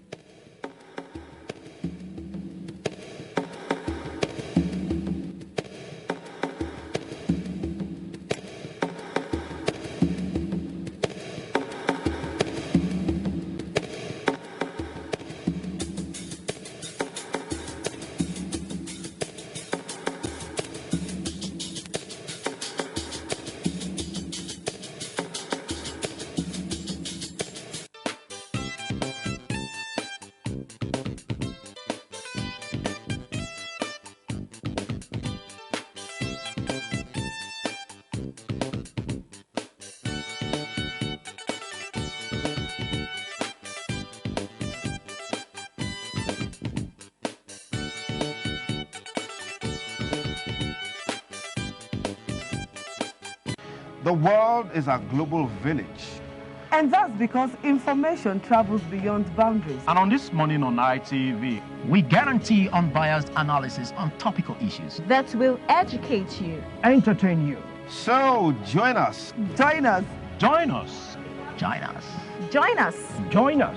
Every Sunday to Thursday, 7 a.m. to 10 a.m. on your ultimate news and current affairs program on television, This Morning on ITV TMI. Join us. Okay, certainly our ultimate program on television this morning on ITV, and many thanks for joining us again. And we are still looking at the 2016 appropriation bill and all that has gone about it, all that is going on rather about it, and possible ways to go out of it. I still have Mr. Ken Irunse here and Mr. Austin Odinle. Gentlemen, you're welcome to the program this morning on ITV. Okay, I'll come to you, Mr. Ken Irunse. Now, you were like saying that it is the lateness, in bringing in the ministers that is probably responsible for all that has happened about the budget pattern and all that. So we're like saying how? You want to pick it up from there? Yeah, it's true that the people directly responsible for preparation of the budgets are the civil servants, the bureaucrats, so to say. But you can't take out the fact that having prepared the budget for a particular ministry, for example, you still, the permanent sec still need to take the budget to the ministers, at least for his input and perusal here. But in this particular case, I don't think that happened. Because the minister, too, will have his own advisors, his own experts who are working directly with him, who will also look into the budget. And if there are flaws, can easily detect them before onward to the National Assembly, as the case may be. But we didn't have this in this instance because the ministers came in very late. Perhaps, I think, about a few weeks before the budget was presented. The ministers were nominated and finally confirmed by the National Assembly. But the issue here is that I just believe that we should learn from this. Where this wouldn't have happened, to my own understanding, if the ministers had been on board on time, because they would have had time. You can at least it was even obvious during the budget defense. Some ministers, I think the Minister of Health, came out and denied his budget. He told the whole world that the figures he's hearing there is not what he prepared or what he saw before the presentation. So it clearly shows that these people were not involved in this whole process of budgeting. And if they are the ones responsible for implementing the budget of their various ministries, my friend, how come they should not have input to what they are going to implement? They should at least have a degree of input and even, first-hand knowledge of the budget of their particular ministries to enable them to be able to, make a proper implementation. So I don't believe that happened. So that was perhaps why we had problems with this budget, and that is why the civil servant had a field day anyway to be able to do what they had to do, because they knew that the minister had no time to really go into details into what they had presented to them. So those are the lapses that happened prior to the presentation of the budget. Okay, now, Mr. Odinle, you see, the person of the president has shown most Nigerians that he appears to be a very meticulous person, somebody that takes time to do his things. Probably that may have been the reason why most Nigerians have nicknamed him Mr. Go-Slow. Nickname him Mr. Go-Slow. Okay. That is just on the wayside anyway. Now, the fear that people are expressing is that for a document that goes into thousands of pages, you send word for word, detailed. Now, do you think there's going to be enough time? Because when you look at things, it appears that the president is going to start checking word for word again and all that. Now, Nigerians are waiting for these things to be passed. So do you think that we have time for all that if eventually the National Assembly sends the detailed copy to the presidency? Thank you very much. The document is actually 1,800 pages. Okay, that's a big book. Yes. What you said, when we imagine to say maybe he will go detail by detail, like my colleague here said, my co-panelist, he said, if ministers, for example, have special advisors or technocrats who understudy and advises them, the president has a coterie of special advisors and technocrats. He is not the one who will actually look at this document. I think what to do is, this is, let me say, his mini cabinet, his advisors. Well, he has a special advisor on budget. The economic team is there. they will take a holistic look at this instrument, maybe word for word, and don't just give to him or brief him, and then in writing, what you call an executive summary, to say, subheading, this ministry, and then maybe MDA's subheaders, and then summarize, and then I think that is what is needed. Now, as for the sobriquet Baba Goslow that has been, given to our, Mr. President, I don't forget that he has a military background. And the military, by their training, are trained for one thing: one, discipline. To always strategize in everything they do. That is how they plan to win battles. You don't just rush into battle because you feel you have all the arms and ammunition. If you do that, you could run into an ambush. That is why you have a reconnaissance team that will go ahead to understudy and then come back to say, okay, this is the position before the ground troop will move in. I think that is what Mr. President is doing. Don't forget that this is not a military dictatorship. This is democracy. So he has shared this gap of military, militarism, so to speak, and then he has done an agbada. So he needs to really test slow, like the Yoruba would say. And because he has the Constitution, he's no longer ruling by decree. You understand? The Constitution is there to guide him. And to me, I believe, if you want to build a house, that you have all the money in this world does not just mean you bring cement, you bring brick, you bring everything you need to build a house, you dump them onto your plot. You have spent money, but have you built a house? But one, you need to get a plan. After the plan, what you do, a very solid foundation is laid so that whatever you are going to erect on it at least will endure. Now, you talked about the president being a strategic person.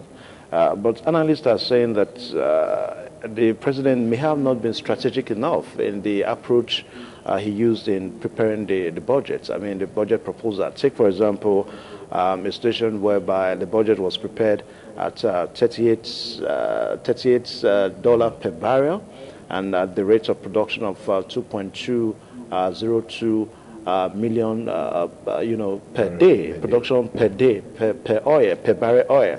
Now, do you think, because the fear is that these things are likely, they are subject to being elastic, they may change at any time. So you think that the president or whoever may have been part of this budget may have been strategic enough? Well, the thing is this. Agreed maybe on that note. Well, don't forget that at least in whatever you do, you have to be optimistic. Pessimism will not do us any good. Now, we knew from last year the price of crude oil in the international market has been on a downward slide. And it's likely to stay down.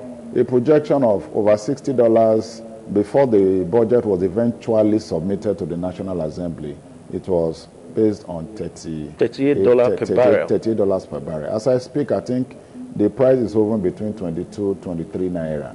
But then, it has been submitted to the National Assembly.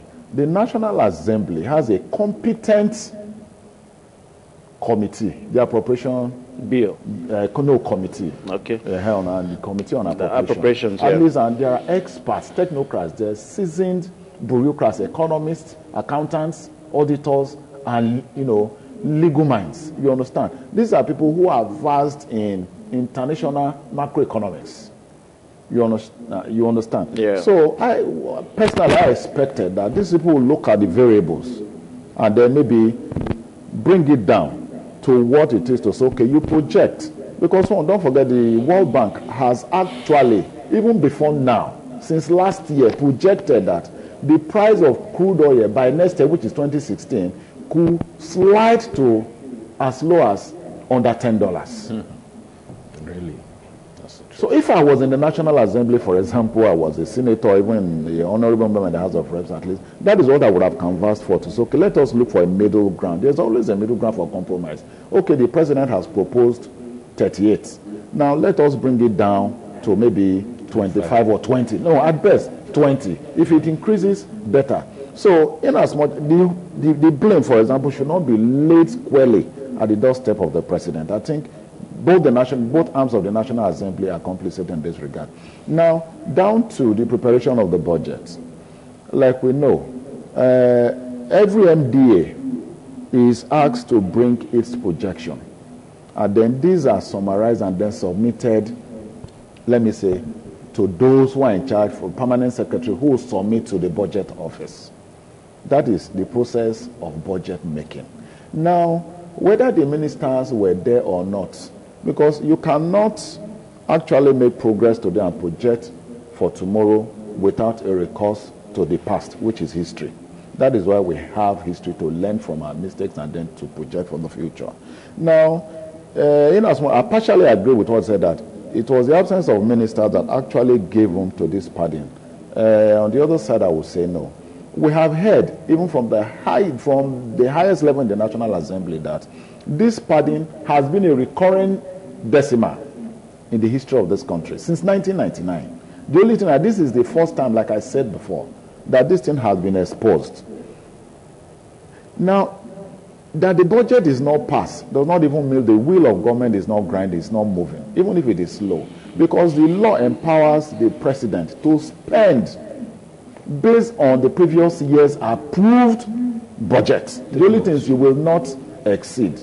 Maybe people will say, okay, if that is so, why are contractors not back to site? Why are things very slow? Like I said, the man has assured this country, because people are saying, oh, a budget over 6-point-something trillion naira, how are you going to fund it? If you look at the merits of that budget, I think maybe I'll come to that. You look at the merits of that budget, there are a lot of things embedded in that budget that are actually, if faithfully executed, will actually move this country forward. Now, let's talk about the padding one more time, Mr. Ken. Now, you see that the padding, the world budget padding has, because of this 2016 budget, has appeared to be a very bad word, so to say, to many Nigerians. Now, we do know that for federal legislators, that they go the extra mile to increase, because like what we said earlier on, that it is constitutional for members of the National Assembly to either increase or reduce, the budgets, because they also have their interests. They have their constituency projects that they also have to see that they finance. Now, do you think that in the light of all this padding, you really think that it's bad after all? The truth of the matter is that the padding was not done by the legislators. Oh, it came from the executive arm of government. Yeah, but it was actually the legislator that was able to detect the padding. Yeah, but it was when it was sent back to the presidency that he noticed that it was padded. No. Okay. When it was sent back, no. The National Assembly started doing their scrutiny of the budget. There was a time they said the budget was missing and all that. Those controversies then, perhaps, was as a result of those findings by the members of the House of Assembly, National Assembly. They detected some flaws. Yeah, even when it was later sent back to the presidency, he noticed some flaws too. It was just that there were discrepancies. I'm not sure. I'm not aware of that. No, recently he noticed that was where the issue of the bureaucrats may have been responsible for the discrepancies came on board. No, it was the National Assembly members that actually detected the flaws in the budget. It was not the executive. Actually, it was the executive that sent the budget to them. It was presented. It was a ceremonial thing. We all watched it on TV. Anyway, now the point we're trying to make here is that this padding, you think it's bad after all, in the light of what we're saying? Of course, it's bad, because the padding obviously is an act of fraud. If, for example, something was estimated for 10 times in a particular ministry, maybe I think the Ministry of Education, there were allegations that they were setting estimate made twice, more than 10 times on a particular item. That's what they call padding. The National Assembly detected that. A lot of other things they detected. And a lot of figures, outrageous figures, being put in some particular items and all that, even in the presidency. Those were detected by the assembly members. So the truth of the matter is that padding is not a good thing in Nigeria politics as we have today. It's a fraud. It's an act of fraud. So we must call a spade a spade. If the legislators actually want to talk about maybe making their constituency have advantage from the budget and all that, there are ways to go about that. The truth of the matter is that where the issues also went wrong from the beginning was that there's supposed to be an interface between the executive arm and the legislative arm of government from the presentation stage. I mean the preparation stage of the proposals. If this was done, I'm sure most of these things that came out to the open won't have been like this. Because if there was an interface between those people preparing the budget and because whether you like it or not, the members of the National Assembly are the representative of the people. They are supposed to kind of advise the executive that so things should be done in my community. We need so areas. We need so things to be done so that my community can feel the impact of governance. I think it's all for the purpose of governance, good governance. They're supposed to be working together for the purpose of delivering good governance. Anyway, so I'm sure that was not done at the early stage. Perhaps that contributed to this misunderstanding we have today, because there's still a misunderstanding, whether you believe it or not. If there is no misunderstanding between the executive and the legislator, I'm not sure. I don't believe the executive would have withdrew his assent on the budget as we speak. Do you want to share your light on this too? Yes, yeah, on that. I want to agree in total that the padding of the budget was done in bad faith. Okay. It was one to perpetuate this art of thieving that has become a culture in this country. What is bad is bad, outright. I condemn it. But like we said, both chambers, members of both chambers have the right, constitutional right, to increase or reduce the budget as submitted by Mr. President. But the question that we'll ask is this. Their own increase, is it done? Has it been done, to benefit majority of Nigerians or to promote their selfish interest? Because that's where the issue of constituency project comes in. Yeah. Now you discover that in the past, when this budget is increased ultimately, it is just the allocation to the National Assembly that gets the lion's share. And then this is cascaded down to, execution of dubious, and non-existent constituency projects. The Constitution of the Federal Republic of Nigeria, as amended, has conferred on these lawmakers, one, primarily, the power to make laws for the good governance of this country. The other one is to carry out oversight functions on MDAs. And then you now say, okay, to check the SSCs of the executive. You understand? Then the question we want to ask, what has the business of a lawmaker becoming an overnight contractor?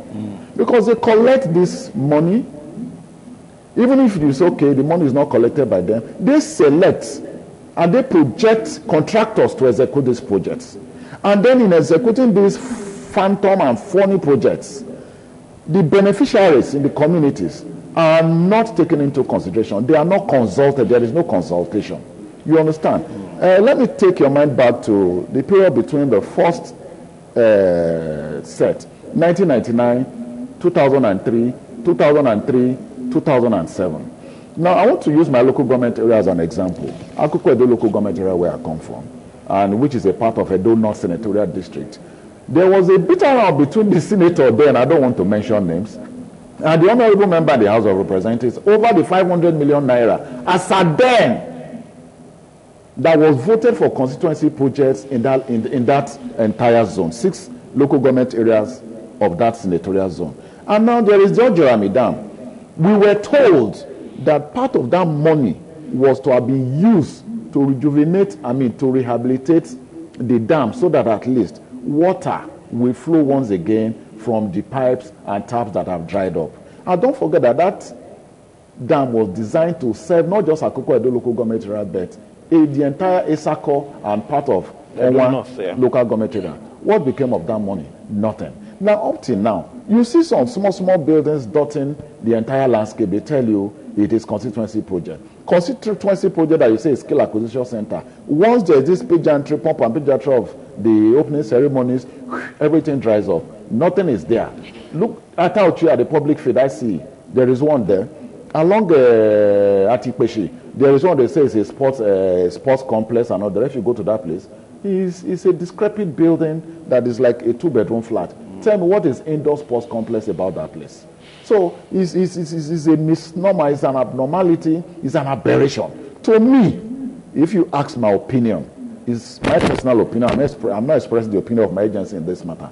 That idea of constituency project, even if it is a welcome development, should be removed from the ambit of members of the National Assembly. Okay. Now, away from that, now let us also, because we are trying to look at some key national issues on this program today, this morning on ITV.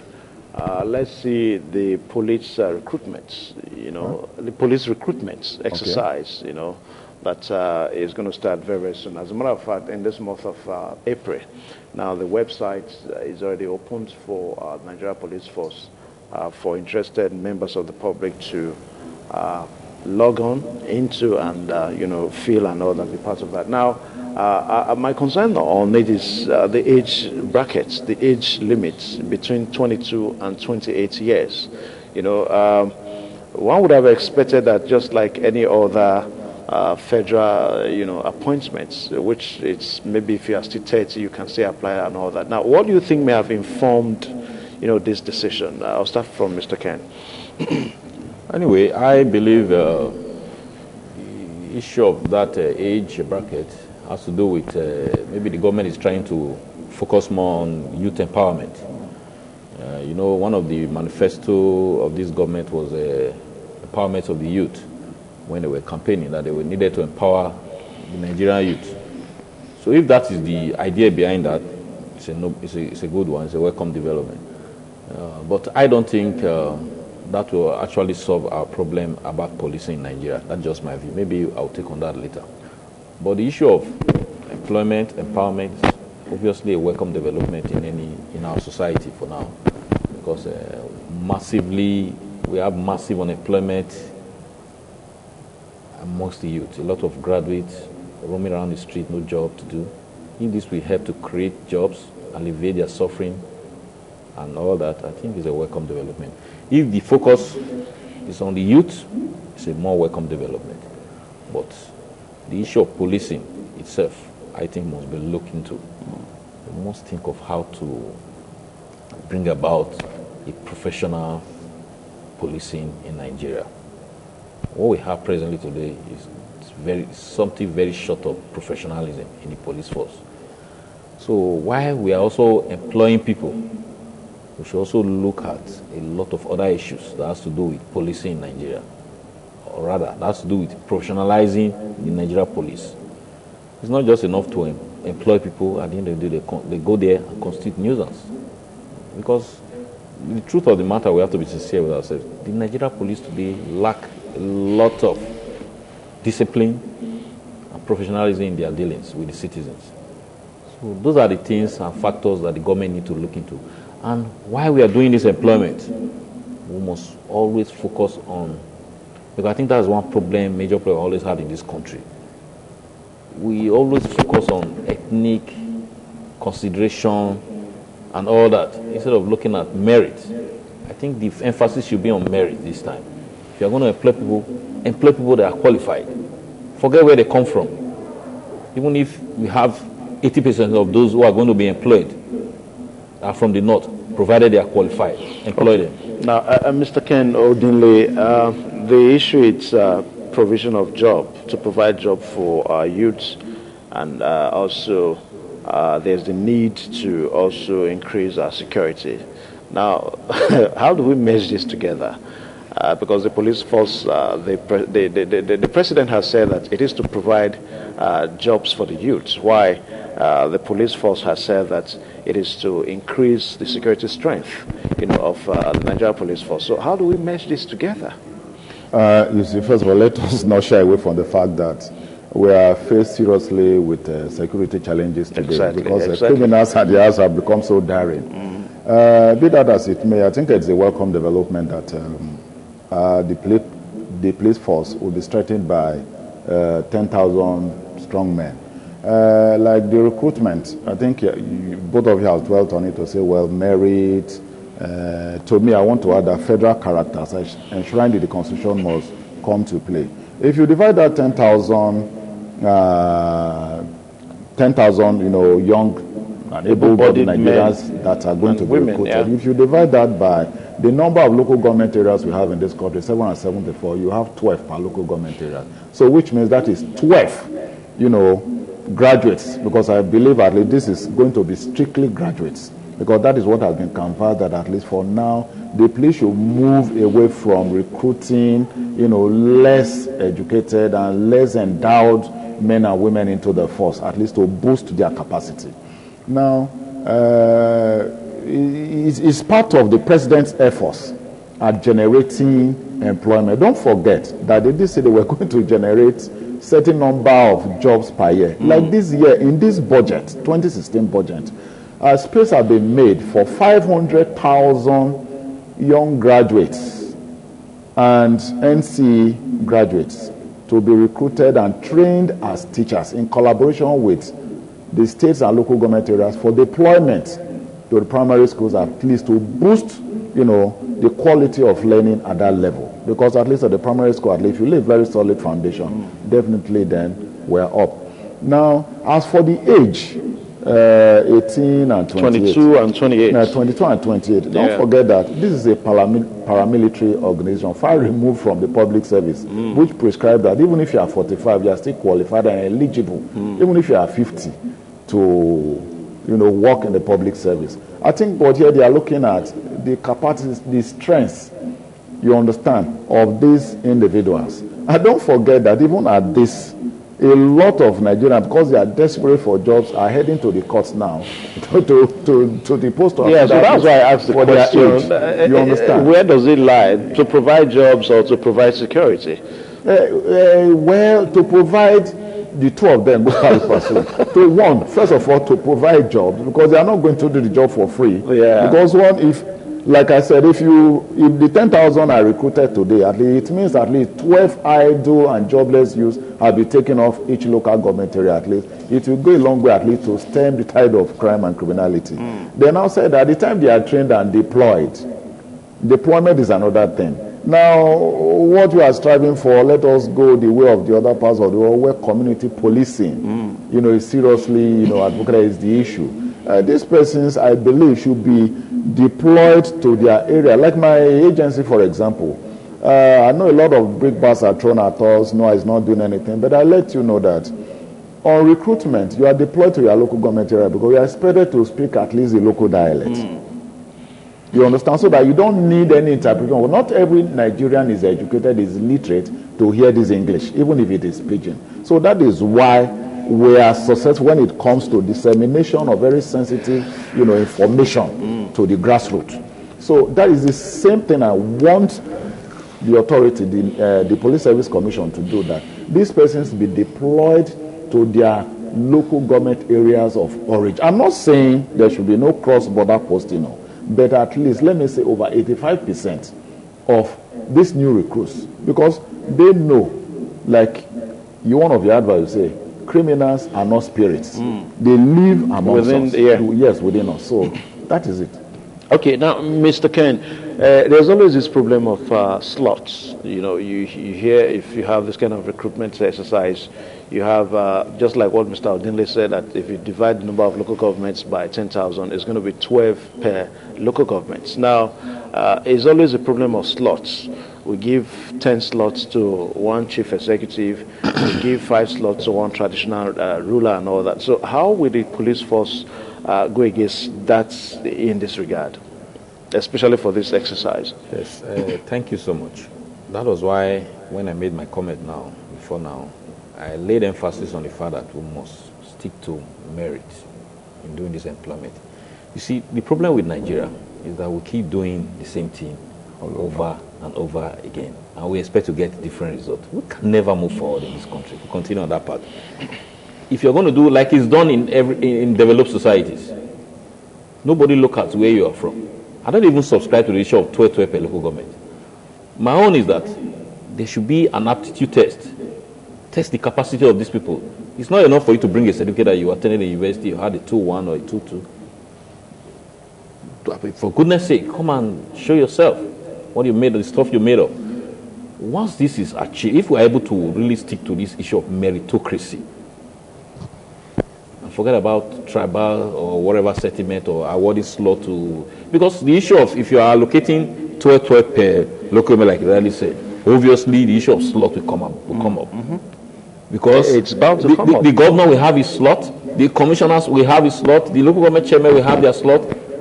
But if you're doing it purely on merit, I tell you, nobody can influence whatever is going to happen there. Just like they do in the private sector. If you're going to get a bank job, you go there and you write an aptitude test.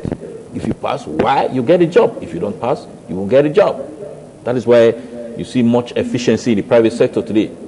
Now, if you say academic merits, don't you think that some parts of the country are probably more advantaged, than others?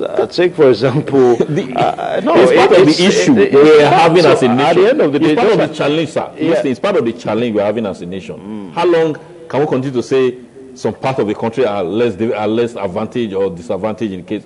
And for goodness sake, this 55 years old. We are 55 years old as a country. What has the governors of those areas who are let's be doing about education in their areas? No, that's a different thing. So if we have 55 years of independence, and a particular area is telling us that, they are disadvantaged in terms of education, because of that, let's use federal character, let's use whatever you call it. My friend, we are moving backward. We won't be going forward. Now, Mr. Odile, you want to also speak on this? Yes. You see, I like giving a benefit of the doubt. Yeah. Let us embrace this change. Because the only thing that is constant in life is change. Change must come, whether you like it or not. Okay. I know most of us Nigerians are impervious to change. We want to remain on the same spot, but it is not possible. Like you said, the pendulum swings. If the pendulum stops swinging, it is dead. The work clock or whatever is dead. So what I mean that to say is, the present dispensation has promised us, because this recruitment approval was given last year, but to take effect this year, and that the process of recruitment is going to be transparent. It's going to be a clear departure for what obtains in the past. So let us give the federal government, through its agent, that is the Police Service Commission, the benefit of the doubt that this time around, like he said, merit will take the first position in the recruitment of this. As I tell you, as at this morning, if you are told the number of eligible Nigerians that have accessed this site and downloaded their forms, you'll be amazed. Now, when you say merits, obviously you're talking about academic merits. Yes. Now, statistics has have shown that we tend to have more graduates every year from the West than some other parts of the country. So, don't you think that if we follow that the whole thing may just tilt towards one side? You see, like I have done, given the statistics. 10,000 divided by 774. It's 12. It gives 12. Yeah. So every state has its own. Already most states have the advantages over the others. Edo State, for example, has 18 local government areas. So if you times 18 times 12, you know what you get. Kano State has a total 44. Number of 44 local government areas. So you can imagine a fact. You get what I'm saying? So the issue of educationally disadvantaged does not even arise. And one thing I know is the who does not confer academic excellence. No, it doesn't. Or neither can you tell the contents of the book from its cover. So what I mean to say is, if we sit, you've heard now they say most graduates from Nigerian universities today are not employable because it is garbage in and garbage out. Yeah. If you actually give a level playing field for these people like he canvassed, let them sit for an aptitude test. Your performance will determine, like they do in the public service. You understand? Will determine whether you scale that first. Let me tell you, when I got this job in 1988, seasoned professors from the University of Benin administered tests on those of us who applied. Apart from when they marked, they submitted their scores. That was the first screening. There was the second and then the third and final one. Let me tell you, as at that 1988, there were some persons who paraded complimentary cards with green ink from commissioners, permanent secretaries, and even the military. They were weeded out. I'm telling you, I did not get a single card, but it was my intelligence, my capacity that saw me through. Now, that is outside that. Now, also, if this is given its Philip, like you bring in maybe consultants, Philip and they say Philip Consulting, Omolayole and Associates. Because my promotion exam, for example, the questions are set by consultants. And on the day of the promotion exam, people are selected to open, they bring you, tear open, and then you begin to write. So it was a departure from in typers where you just sit in front of a panel. You're interviewed orally. And then orally, and then you discover that just because one person is known by members of the panel, they trivialize the matter. They begin to ask you, boy, how are you? How is your father? How this. That is all. And then the one who has no godfather or mother will be asked questions that are set out of this planet. That is just to ensure that you not see the light of it. There are even instances where you even answer all the questions, they contrive it, and then they tell you are not promoted. Where will you where will you go? I suffered it. But like I said, let us give a benefit of the doubt. Okay. Now, Mr. Ken, the last paramilitary recruitment exercise we saw in Nigeria was the immigration recruitment exercise, where we saw lots of Nigerians, died as a result of the physical, examination and all that aspect of the recruitment. Now, are we going to suggest this kind of parts of recruitment? That the physical recruitment part of it should be done by the Nigeria Police Force, because some people are saying that all paramilitary recruitment, that they should not do anything about physical examination. The issue of physical, because I think the people who are best suited to do that should be the paramilitary themselves, the police force. Because when you talk about physical training, we're talking about people who are practical in the job.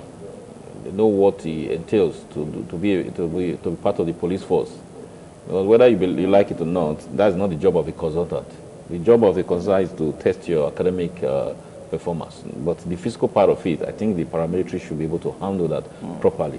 But you see, we must deviate from what happened in the past, where we just brought a crowd of people in a particular stadium and allowed them to be... Ask them to run. And all that. So there are ways we can do all these things.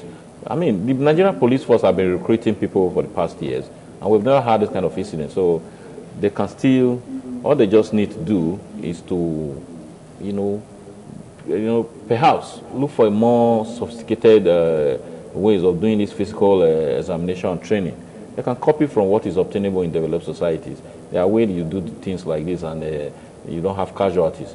But it's also a very integral part of the recruitment exercise, because you have to be also, apart from being academically sound, you also have to be physically fit, because some people might have various degree of ailment that can prevent them from doing the job.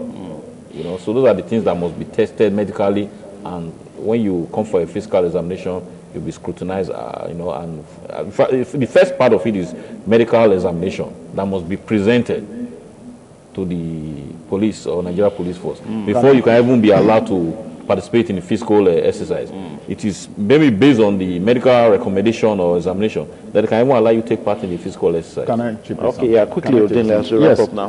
Like he has rightly said, you cannot take that physical fitness away from it, because it's a paramilitary organization that you need to be mentally and physically fit for you to perform your duties. That is number one. Number two, what happened last year? Was it last year now, 2 years ago? That was 2 years ago, 2 years ago, at the Bosch immigration and recruitment. I want to say one, even if they say it was handled, there was a consultant who was in charge. The question you and I were asked, was there really a consultant?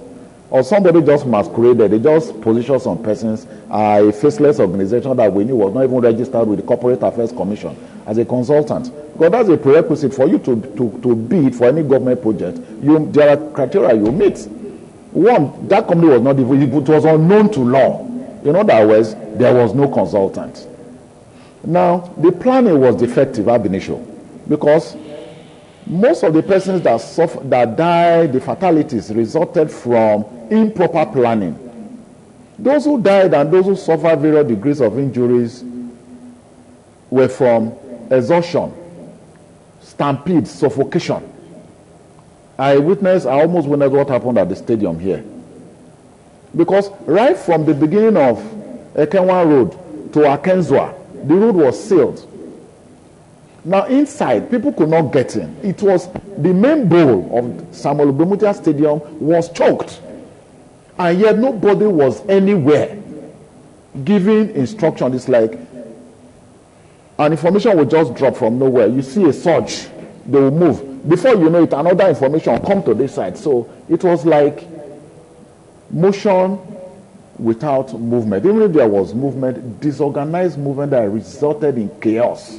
Now, with the things on ground, do you think that the Nigeria Police Force is prepared? Yes, adequately. For this because exercise? Even if we say Nigerians don't learn from their past, but don't forget that the immediate Prime Minister of the Interior is being called to answer for his demeanor while in office. So that one alone should serve as a lesson, a very bitter and good one to his predecessor in office, General Dambazo. He's a man I respect so much. Because one, apart from the fact that he parades, impeccable academic credentials from the best institutions in the world, he is a fine military gentleman, an academic, so he knows what to do.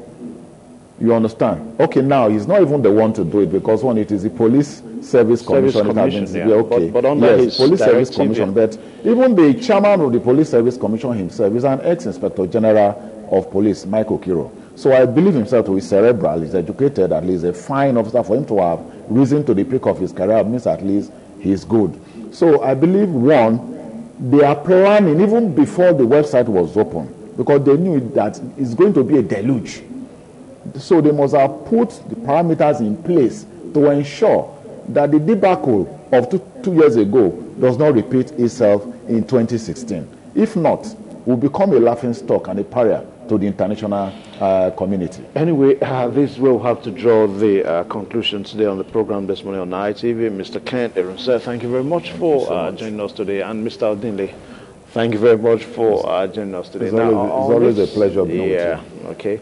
Now, on this police recruitment exercise, we're going to make sure that we follow it in integrity so that we bring you all the latest. And I think in due course, we are going to invite the public relations officer of the Edo State Police Command so that he'll join us on this program and also share light with us as far as the recruitment exercise is concerned. Well, we'll take a short pause now, and by 9:30, we'll come back here on the news updates on the program this morning on ITV. Stay tuned.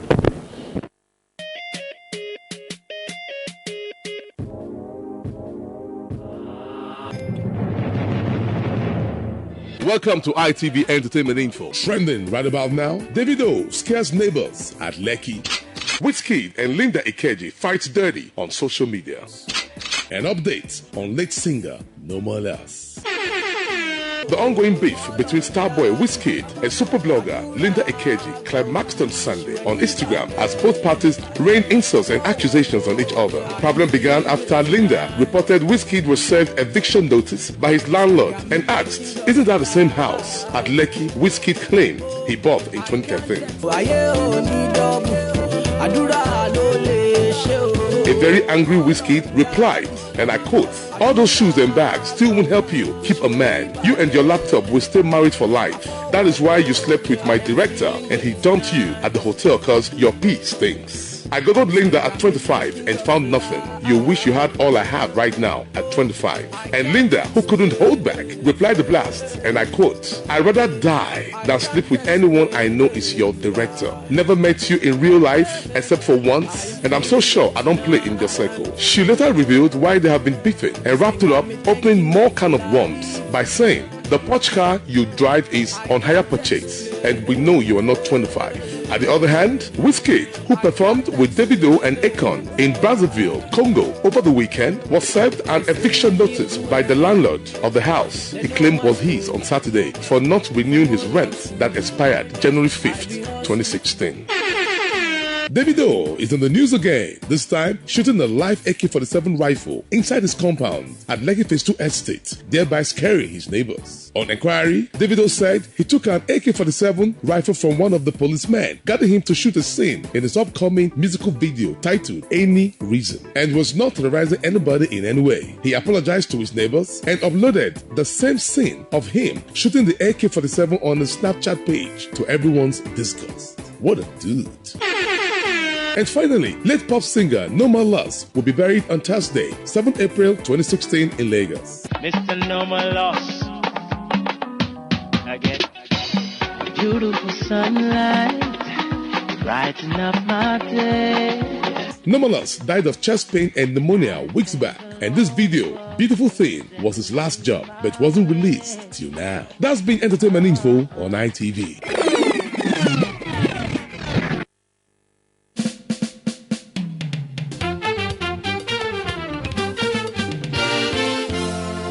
It yourself. We don't come with our Ogbonge program where ITV don't put together to teach you how to become Oga of yourself. We go teach you now how to do the following things: bar soap, toilet soap, liquid soap, ice cream, yogurt, pineapple and all kinds of juice, chalk, candle, hair shampoo, hair relaxer, tie and dye, paint, hair cream and body cream, hair pig, rabbit, snail, grass cutter and fish. We want to train our women how to make cinnamon hats, fish nets, feather hats. This workshop will take place for Glass House Airport Road, and the day will go happen now 23rd and 24th of April 2016. Will be Saturday and Sunday. To take part for this workshop now, check Kele money will be 500 naira. Now you go take collect the form, and 5,000 naira. Now you go pay to do the training. My brothers and sisters, who now do?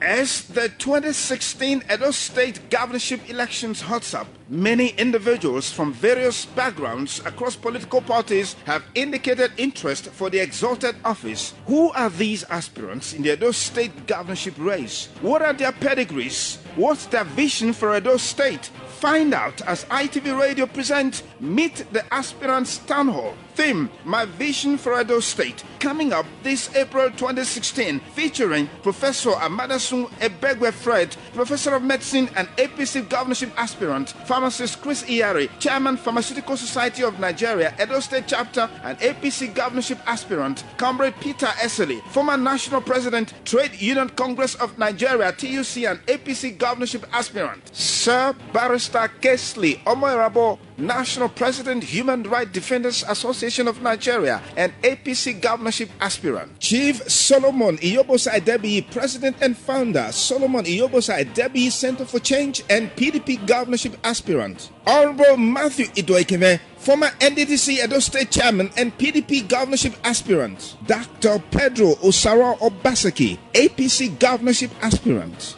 This event will also feature a special talk on Edo women and the 2016 governorship election by Princess Mrs. Philomena Okoje Ihenye, PDP South Zonal Secretary. This event is designed to help showcase aspirants for Edo State 2016 governorship seat, their vision for the state, and provide an opportunity for people to ask questions. For more information on participation, please call this number 0704 216 3177. ITV Radio Meet the Aspirants Town Hall for a credible 2016 Edo State governorship election. The number of street kids is growing by the day. Many are exposed to the vagaries of life, including death. You can do something to rescue these innocent souls roaming our streets. Be the change today. Support an orphanage. This message is brought to you courtesy Independent Television.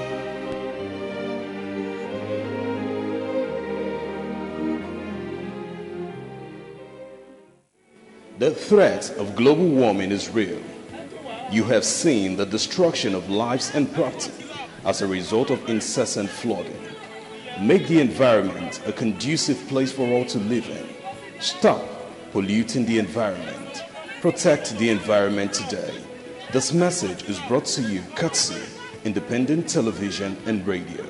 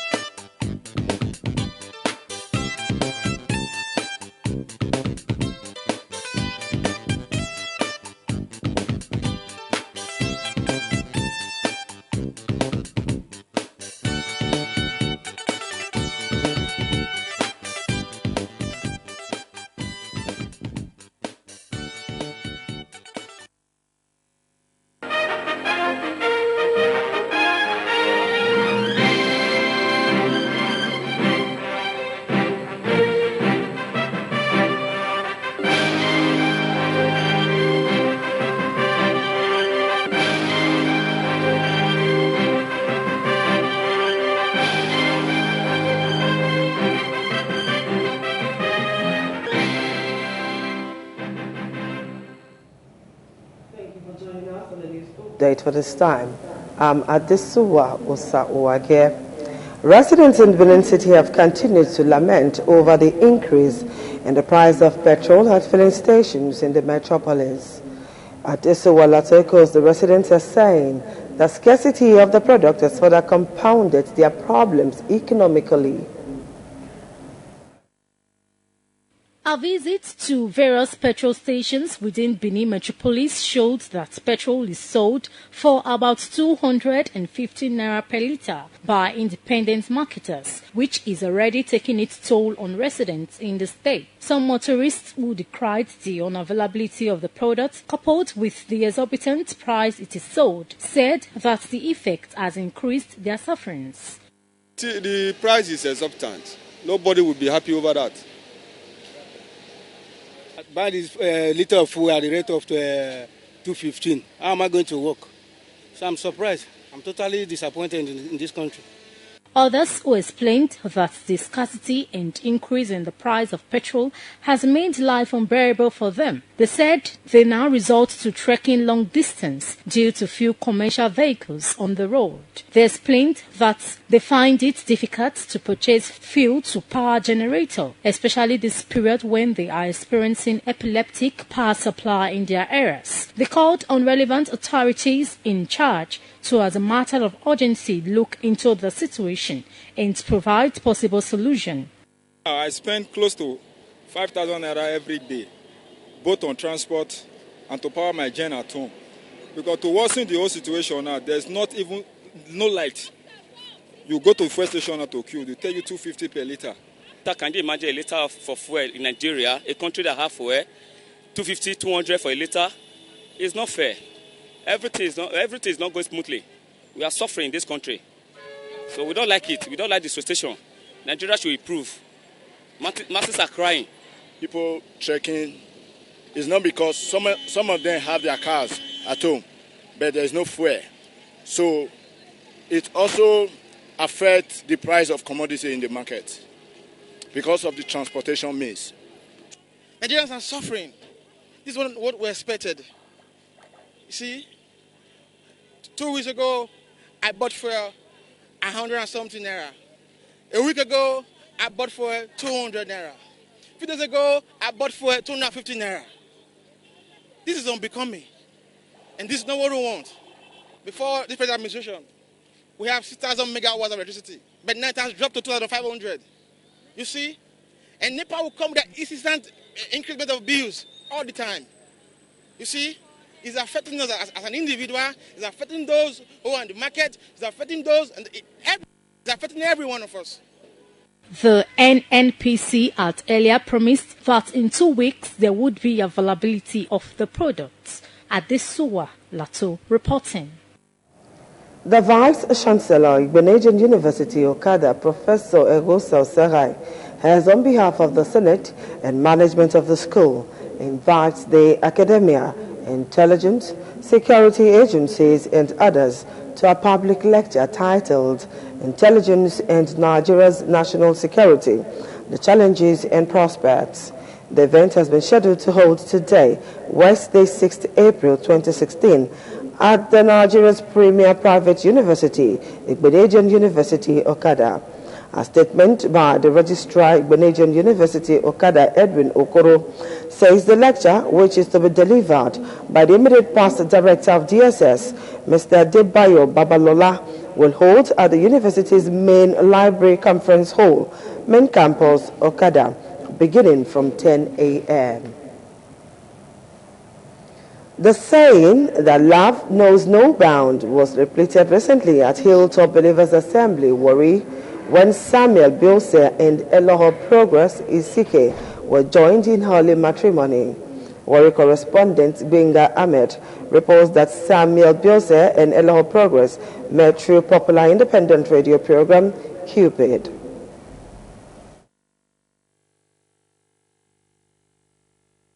In a sermon, the officiating minister, Pastor Emmanuel Omolua, said the marriage between Samuel and Elo was designed by God and advised the couple to anchor their marriage on biblical principles and shun interference, stressing the importance of tolerance, obedience, and love. High point of the marriage ceremony was the exchange of marital vows.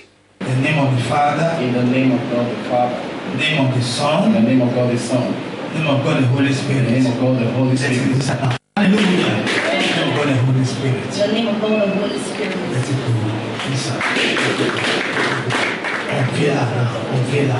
Hallelujah. Somebody shout hallelujah. The newlyweds also signed the marriage register to the delight of family members and guests. The couple, Samuel and Elo, thanked management and staff of Independent Television and Radio for the role they played in bringing them together through the programs Cupid. I feel so relieved, so happy to be the married man. I give God all the glory. Independent Television to aid. But I had no resources to do that. But the zeal was on me to go. All I saw some of my friends were coming in. Immediately I got there, I met one of the presenters in the program. In fact, miraculously, I met my wife on the program called It's a miracle marriage because God wanted it to happen. And I thank God that we all understood the things of the spiritual. I believe Samuel Dominion is destined for me, and also I'm destined for him. On their parents and friends of the couple expressed gratitude to God for the success of the marriage ceremony.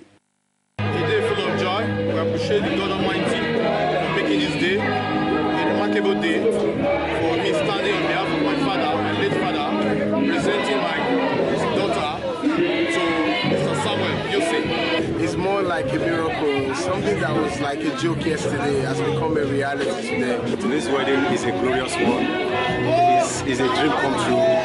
If they will say Sam is getting married today, so many people will say it's not going to happen, but God has made it to come to pass, and it's a wonderful. At the colorful reception, the couple performed their first public function as husband and wife by feeding each other before taking to the dance floor. The groom, who is blind but gifted with musical talent, entertained guests with a melodious tune.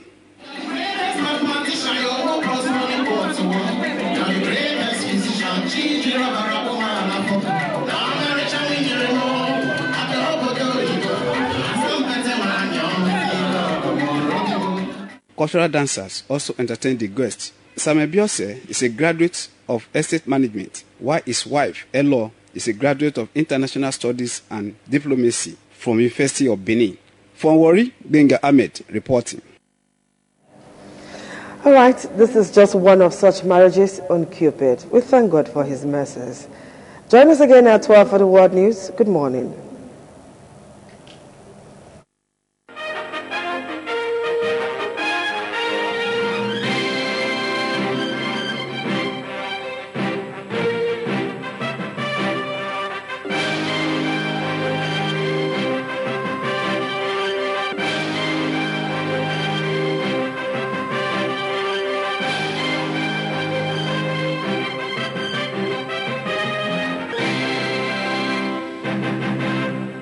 Independent television, certainly the best.